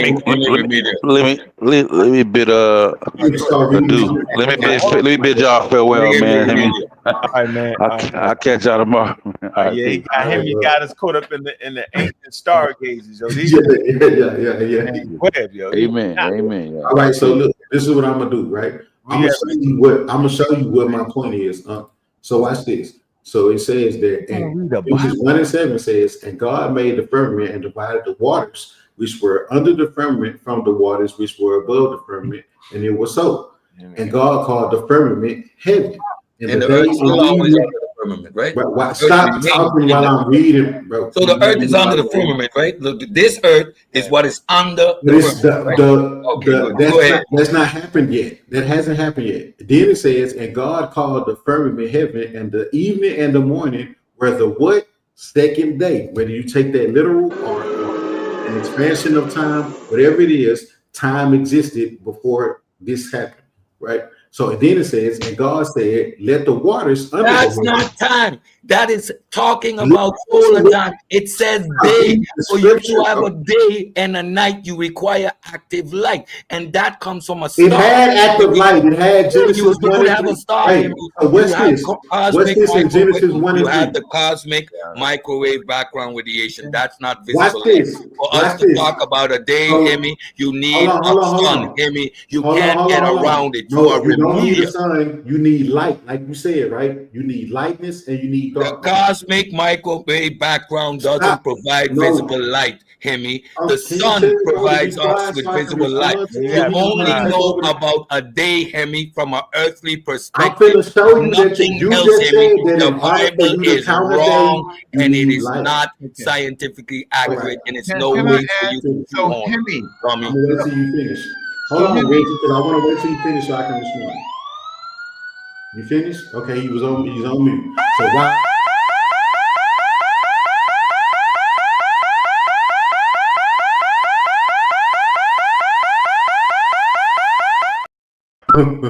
There's a pseudo. Hemi said the ancient Hebrews had the James Webb telescope and understood radiation. All from said, and then I get to you. Alert. All right, go ahead. Let me deal with said, and I get to you. So we just heard it say, in order for a day and night to exist, there has to be what? Light and dark. No, it needs to have a sun because revolving around the sun day and night. The sun always emits the same light. Don't put words in my mouth. You're not capable of speaking for me. Don't speak for me. They said you don't gotta yell. If you reminded anybody who's watching this on a post view, y'all will see that he didn't say sun at first. I said the sun. For you to have a day and night, you need light from the sun. The cosmic microwave background doesn't provide light, Hemi. The sun does. The sun, Hemi. The sun does, Hemi. If you call my name, I'm gonna cut you off if you take some dumb. No, don't cut him off. You got billions of Hemi. You got billions of suns. The suns don't. It's space. I'm not arguing for. It doesn't light up. The sun don't light up. Can I walk? The sun don't light up. It's gonna take me to get to Genesis 1. Do you know it's dark out in space, Joe? Did you know that with the sun there? Did you know it was dark? You can't tell me it's night from space, Hemi. You need a. I never said anything. You need a. Let that man talk. Now go ahead. This is the misunderstanding. Look at your face. Look at your face. It's from space. All right, go ahead. This is somebody's earthly perspective writing Genesis 1. Do we understand that? No, we don't, but keep going. They're not writing this from space. They're writing this from planet Earth. Okay. Do we understand that? Yes. Okay, so stop saying that you can't tell about day and time, day and night from space. That's a straw man argument. Nobody claimed that the writer of Genesis. Well, nobody inspired. Nobody divine book, just a human invention. Thank you very much. That's what we established. Thank you very much. I appreciate you agreeing with me. A human invention from a earthly perspective. No divine intervention, because God would have told them from a cosmic perspective. I know, yeah, it's crazy. Hemi, go. This is crazy. Right now, again, this is what I'm saying. We need him, man. I'm going to walk you through it. Look, it says, this is Genesis 1 and 3. God said, let there be light. And there was light. Genesis 1 and 4. And God saw the light, that it was good. And God did what? Divided the light from the darkness. And God called the light what? Day. And the darkness he called night. No sun. Yes, because that light shone up the day. Man, It lit up the earth. You don't let this man get. No, we need to slow down. Every sentence you need to break it down. Finish, yo. Let the man finish. No, but we need to break down every sentence. He's gonna run away with it. He's gonna run away with it and make some wild ass conclusion. I know what I'm dealing with. Now, you just read that sentence, right? For you to get that perspective. Reggie, you're the moderator, Reggie. So look, it says that God called the light day, and the darkness he called night. Stop. And the evening and the morning were the first Emmy. That's what it says. Dissect what that means. Emmy, analyze what that means, Emmy. You don't care what it means? You don't care what it means? I'm saying I don't care. Don't care? The light from the sun, the sun doesn't do anything. The light doesn't go on and off, Emmy. Coming to lock you You up. said something about the sun. You keep mentioning the sun. The sun. You better run, Hemi. The police is coming. Emmy, you just said these people are writing. You just said they are writing from an earthly perspective.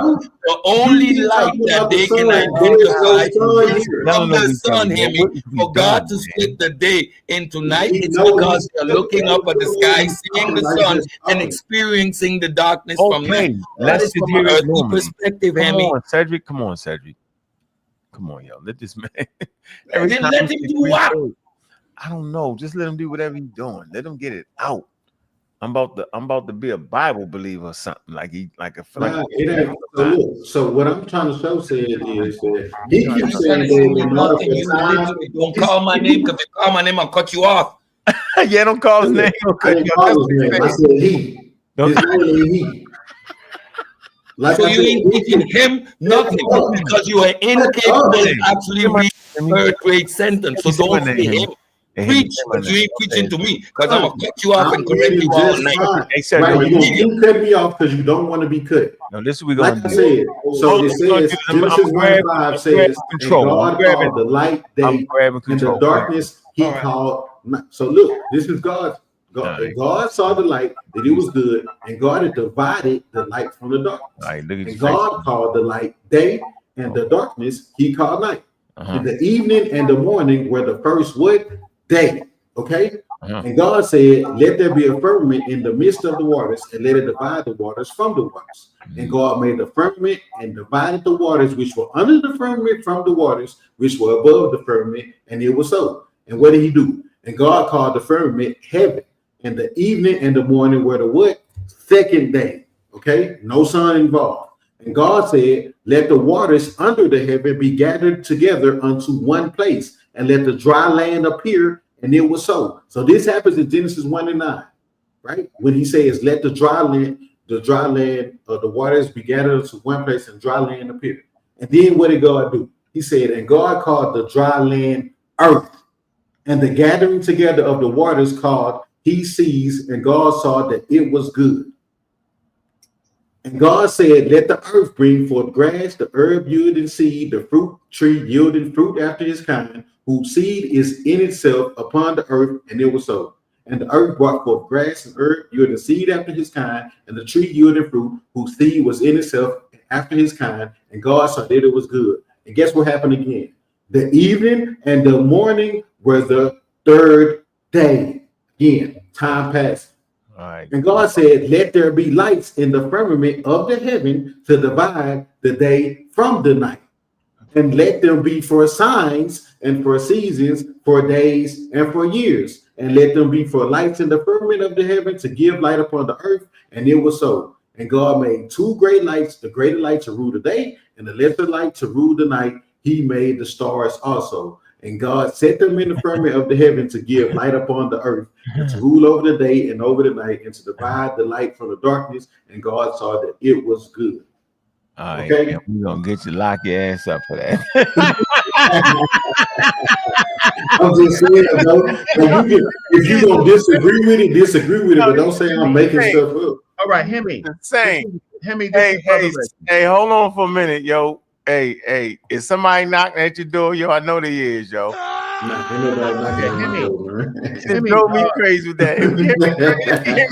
Hemi. Just saying, man, I'm just reading the pictures and says. Hemi was on that. Hemi, you really believe that, don't you? Yeah, of course I believe it, because I'm not trying to force you to believe it. And Hemi, right? it took humans 350,000 years to come to what they come to, yo. And it took the Hebrew authors one book, yo. And yo, that's spectacular. Okay, wait. That alone is godly. Okay, so I've been waiting. So Hemi, let's go back. Yeah, you gotta get. He's out of control. Okay, so let's go back. All right. So first, I just need your general understanding. In the beginning, what happened? Oh man, you're gonna read it again. Right, what point are we talking about? What Genesis 1:1. In the beginning, God created the heavens and earth. Okay. God created the heavens and the earth. So God just created the heavens, right? Whatever the heavens is, right? With no sun, with no nothing, and the earth, right? And are we clear about that? Yeah, he created the heavens and earth, and then it started laying out to you how he did that. All right. So he creates the heavens. So what was the stuff that you was talking about creating the cosmos? I said that in Genesis 1 and 2 specifically, that when it used the term, when it's talking about heavens and earth, that it was referring to the universe in total. All right. So I'm gonna do this because I hate the Uncle God. Somebody saying something. I don't know. They're trying to drown out this truth. I understand.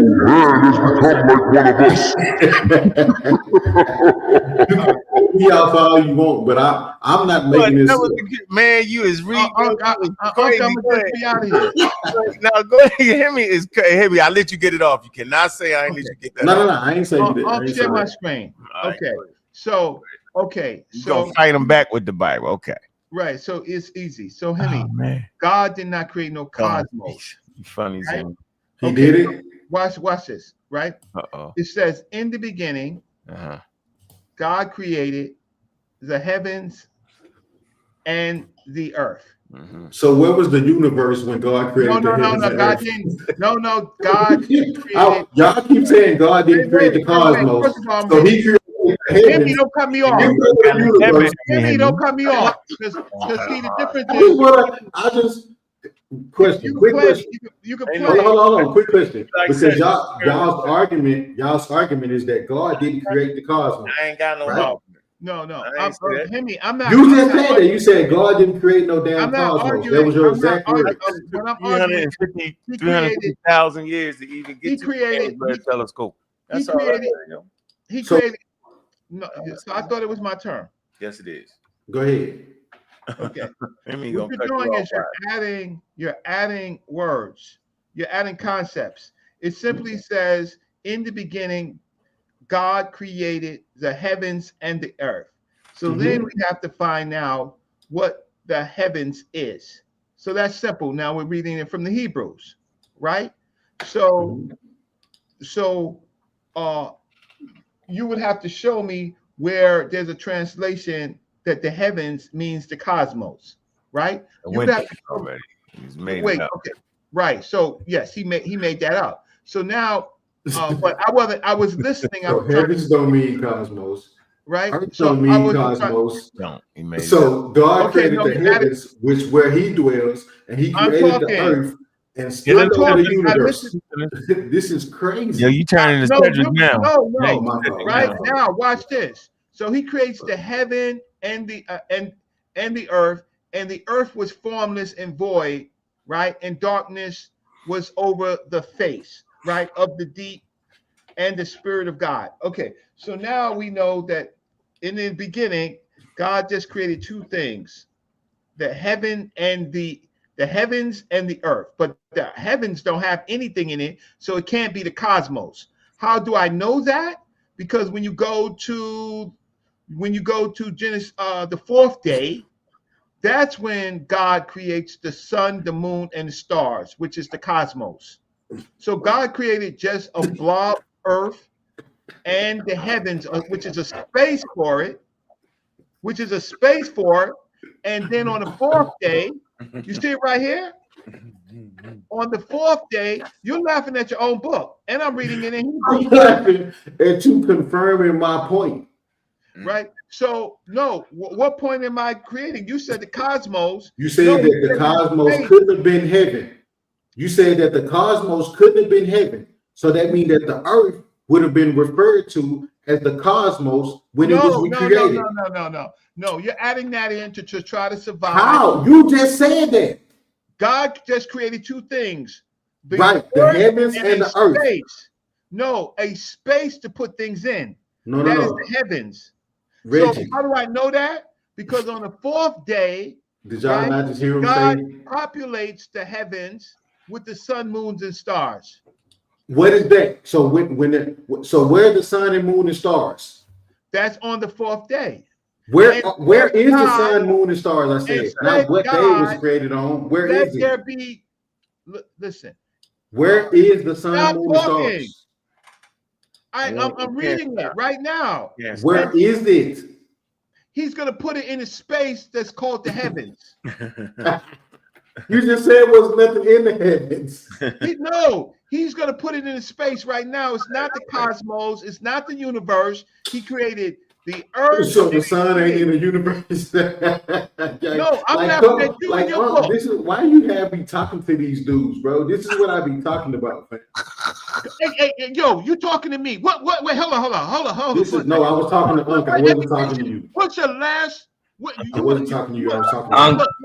This belongs to you, Unc. You're a pseudo killer and a god killer. Scientific literacy all day. What is this? Don't. I have great reading comprehension. I have great education. I said that the heavens is a place where he would drop the sun, moon, the sun and the moon and the rest of the planets. Where is that? Where if it's Earth, then where is that? What you be doing over there, Unc? Ain't learning nothing. He created Earth and a space, and that's what is space? The space is an empty place that he will later. What would you refer to that space as? What is space as we know it? In this case, the dumb God created an empty space, the earth and an empty space. This is what I'm saying. You're trying to sound smart, and you know you're cooked. This is what I'm talking about. I'm actually smart. You're saying that the suns and the stars and you see why I disrespect God dropped this boy. You see why I talk the way I talk. He's remedial and disrespectful. He's ignorant and arrogant. This boy sometimes too. God created an empty space. Right here, it's called the heavens, because nothing is in it until the fourth day. Hemi. Yeah. Nothing is in the space until you go to the fourth day. In the fourth day, that's when he dropped shit into the empty space and said, God, let there be lights in the firmament of heavens to divide between the day, between the night, right? And let there be the season. Let them be for signs and seasons for days and years, and let them be for lights in the firmament of the heavens to shine upon the earth. So there's light now, right? There's light, right? Okay, but he didn't attribute that. We don't know what that light is, but we know that there's light. Then it says the earth, and it was so, and made God two, damn it, Damn it. Slow down, bro. Slow down. I clicked something. We slow down. I clicked something. And God came and got you, boy. No. God can only make the screen jump. That's all he can do. Slow down, bro. Slow down so you can keep up with yourself. Right. It's right there, Reggie. Okay, so right there it says, and starting from here, the earth, and it was so, and made God two lights, great, right? Why you reading it, right? The light greater, right? To rule the day. So he just created something called the light, right? And to separate the darkness, and the light lesser. He created two lights to rule the night, right? No, he created two lights, one to rule the day and one to rule the night. And he made the stars, great, and set them, right? And set them. So now in that empty space, now he creates stars, and he puts it in what you call the heavens. God in the firmament of the heavens to shine upon the earth, and to rule over the day, over the night, and to divide between the light. So he created the light first, and then he put the light to the stars and put that in that void, which was heaven, right? And between the darkness, and saw God, and God saw that it was good, and there was evening, and then there was day, morning on the fourth day. So what I'm trying to say is that God just created the earth, just the earth. And he created a space that he will later put the stars and the moons and the cosmos in, right? Later, but that's on the fourth day. On the first day, it was just the earth and a space to put the other things into it. Then he created this concept called light, and then he attributed that light, right? He created two lights, one for the day and one for the night. And then the stupid God, right? Then he creates this concept called the stars, and the stars go into the night sky for that particular light, and for the day there's another light. So all I was trying to say is that the next time that you come on with the Bible, you come with Genesis. The next time that you come, you show us the Hebrew, right? Don't show us no King James slave version. Show us the original Hebrew. That's all I ask. Okay, I'm glad you said that. So if I may, can you share my screen, please? One last share screen. This is the last time, I promise. What's going on, Mr. Courtney? So watch this. So scope. Watch this. This is gonna topical lexicon. So this is explaining what egress means, right? So this is what it's saying. Scope of meaning and semantic range can designate the physical planet, the inhabitable world, national territory, soil or ground, and even the realm of the dead as poetic parallel to dust or Sheol. Context determines whether the term is best rendered earth, land, or ground, yet each nuance retains the idea of a divinely created, ordered domain under God's sovereign rule. Watch this. Occurrences and distribution in Scripture. With roughly 2,503 appearances, erects is woven into every genre of the Old Testament. Genesis to Malachi employed the word to speak of cosmic origins, covenant possession, moral accountability, eschatological renewal, daily agriculture, royal geopolitics, and personal burial plots. Its frequency underscores how essential cosmic origins of the earth. Yes, God made it. Cosmic origins of the earth. Does that imply that Eretz ever meant cosmic? Man, you listen, boy. You need to sit down and so what is the wait, hold on. So you're saying that what's the cosmic origins mean? Cosmic origin. Out of nothing, God said, "Boop, let there be light." Cosmic origins of the earth. origins of something. It's not saying that is what it is. You can't read. You are I can't remedial. read. I keep telling you, you cannot read. You are dumb as rocks. I keep telling you to your face, and you keep proving it. You cannot read. What did I say wrong? I didn't even say anything. All I did was read it, and you started fighting against what I read. You slow down, you emphasize cosmic as if you scored a point when you No, I said the cosmic origins. It says cosmic origins of the earth. The cosmic origins of the earth. So slowing down on cosmic as if it is implying that it's cosmic illustrates your fucking illiterate what does nature. the cosmic origins of the earth You're mean? a dummy. You're a full-grown dummy. So what does cosmic origins mean? I'm done. Explain that to me, Sid. Explain that to me, Sid. Explain it, Cedric. What is the cosmic order? God pooped it out of nothing. God pooped the earth out of the cosmic, the nothingness, but he pooped it out of nothingness. And where did the earth come from? The cosmic. Does that mean that this here says that the earth is cosmic? You would need to be illiterate to assume that out of the text. What you just read is the origin. You're slowing down on cosmic as if you scored a point. Only highlights what I continuously keep saying. You can't read, dummy. Y'all was able to use. Okay, I'm done. You're right. This is out. Put that up. Can you please put that up, please? Because I was able to use AI. I just want to use AI one time. It's yours. Yeah. So it says cosmic origins refer to the scientific study of the beginning of the universe, focusing on the Big Bang Theory and the subsequent formation and the evolution. Okay, so that means the Bible is out to the conversation. And Say not talking about the Bible. Hold on. Say, but you said cosmic. We're not talking about no biblical text at this moment. Shut up, you dummy. I'm talking about what cosmic origins refer to. Don't read any no name calling. Come on, man.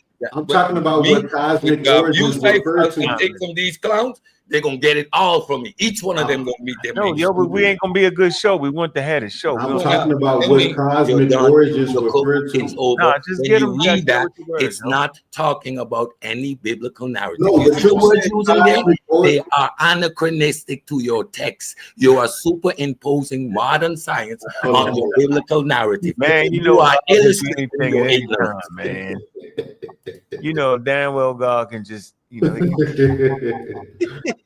see. I don't know the hell wrong with you, Cedric. Look, man, it took us 350,000 years to come up with the James Webb telescope, yo.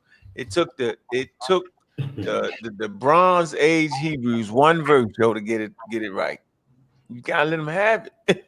Hold on. So it says the cosmic origins of the earth trace back to the formation of the solar system.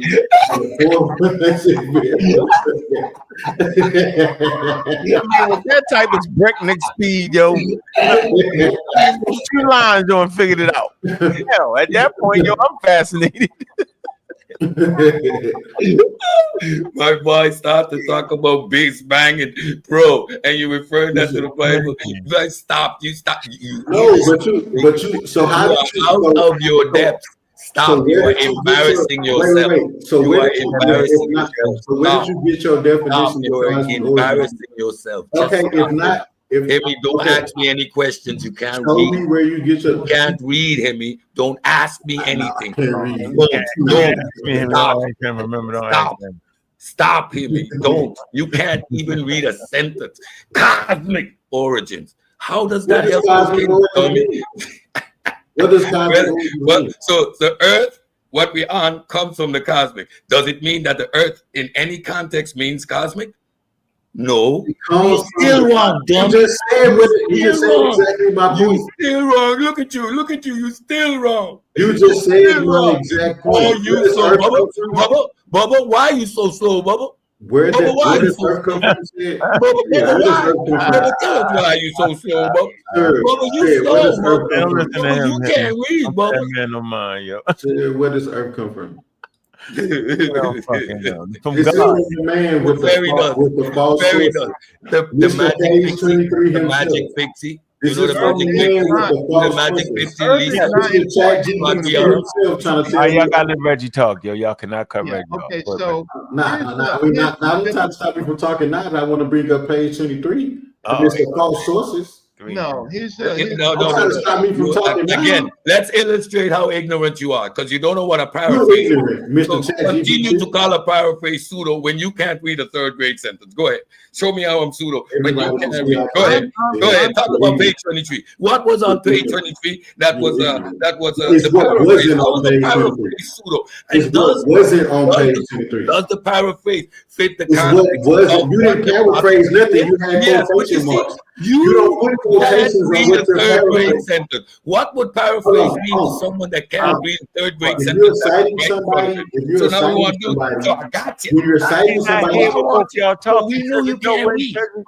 Cedric, no way. I can't when hear you're you. citing somebody, you put You quotations on what ignorant they little said. kid. You When you're can't read. You paraphrasing, reading what's in front of you and misrepresenting That what's in man front of said you the because you quotation just marks. can't read.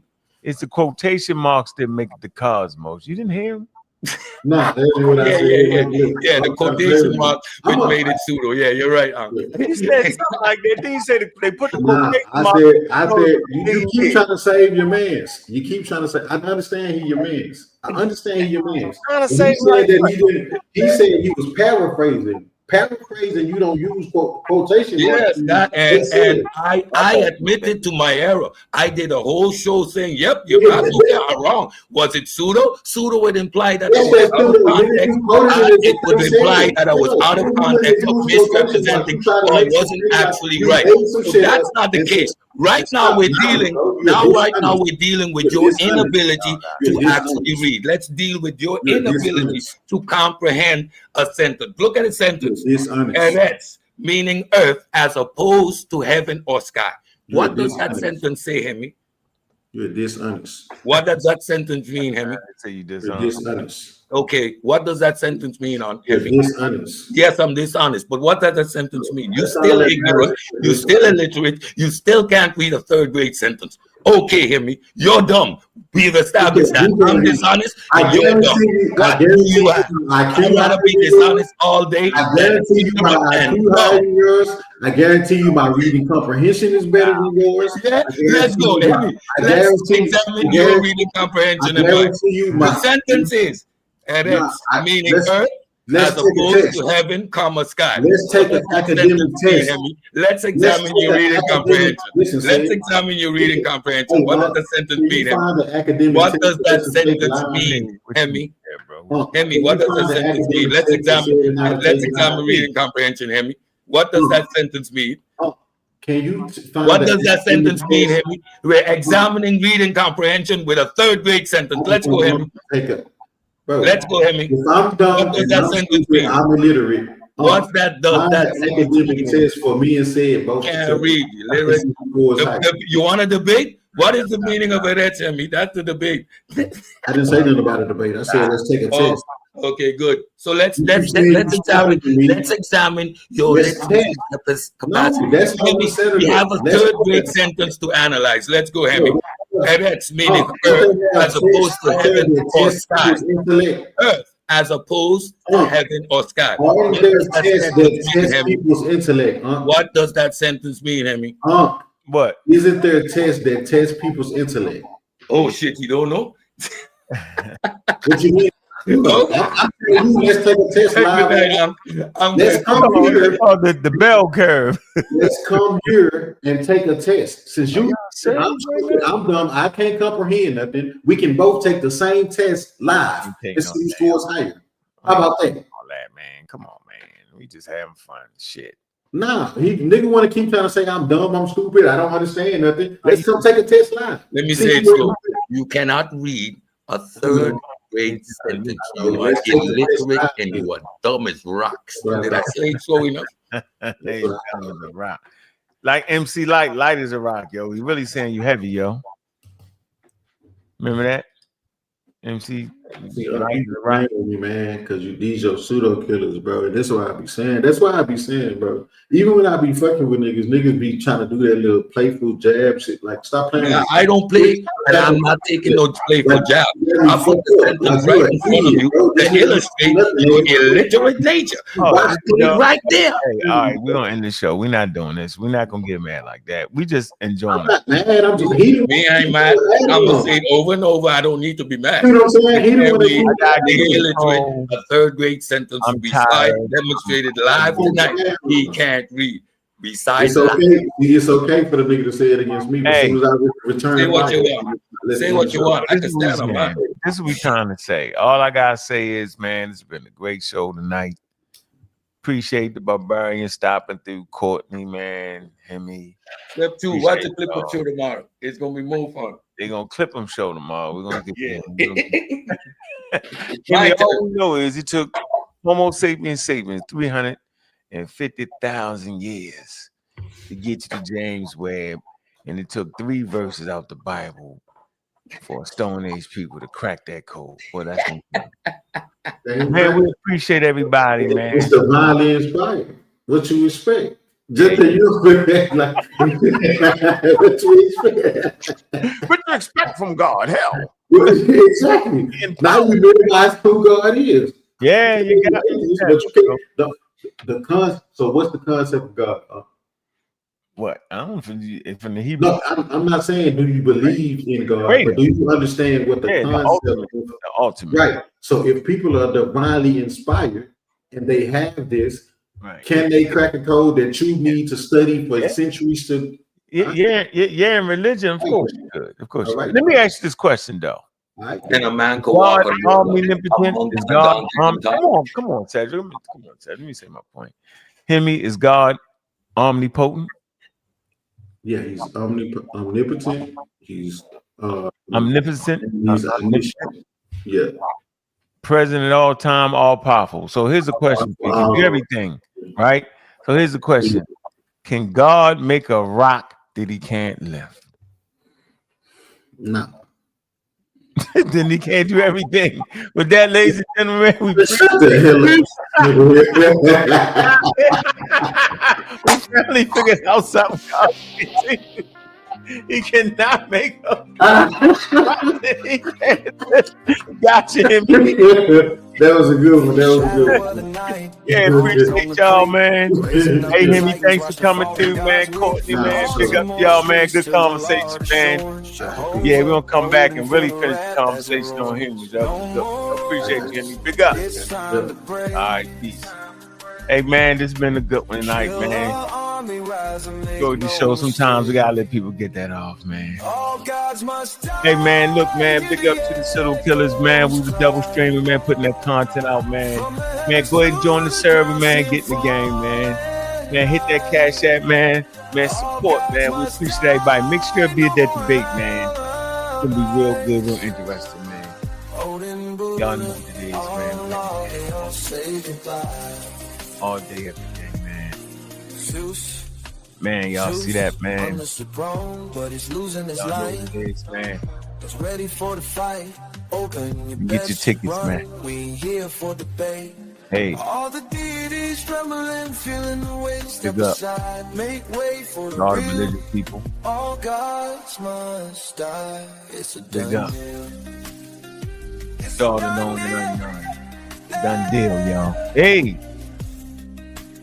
Hey. All gods must die, and the echoes cry. From the heavens to the ground, see him fall and die. All gods must die, no more out and die. All gods must die, no more out alive. They all say goodbye. Hey, bye. All could have gone killing, now time to fly. The world's ours now. Hear the last goodbye.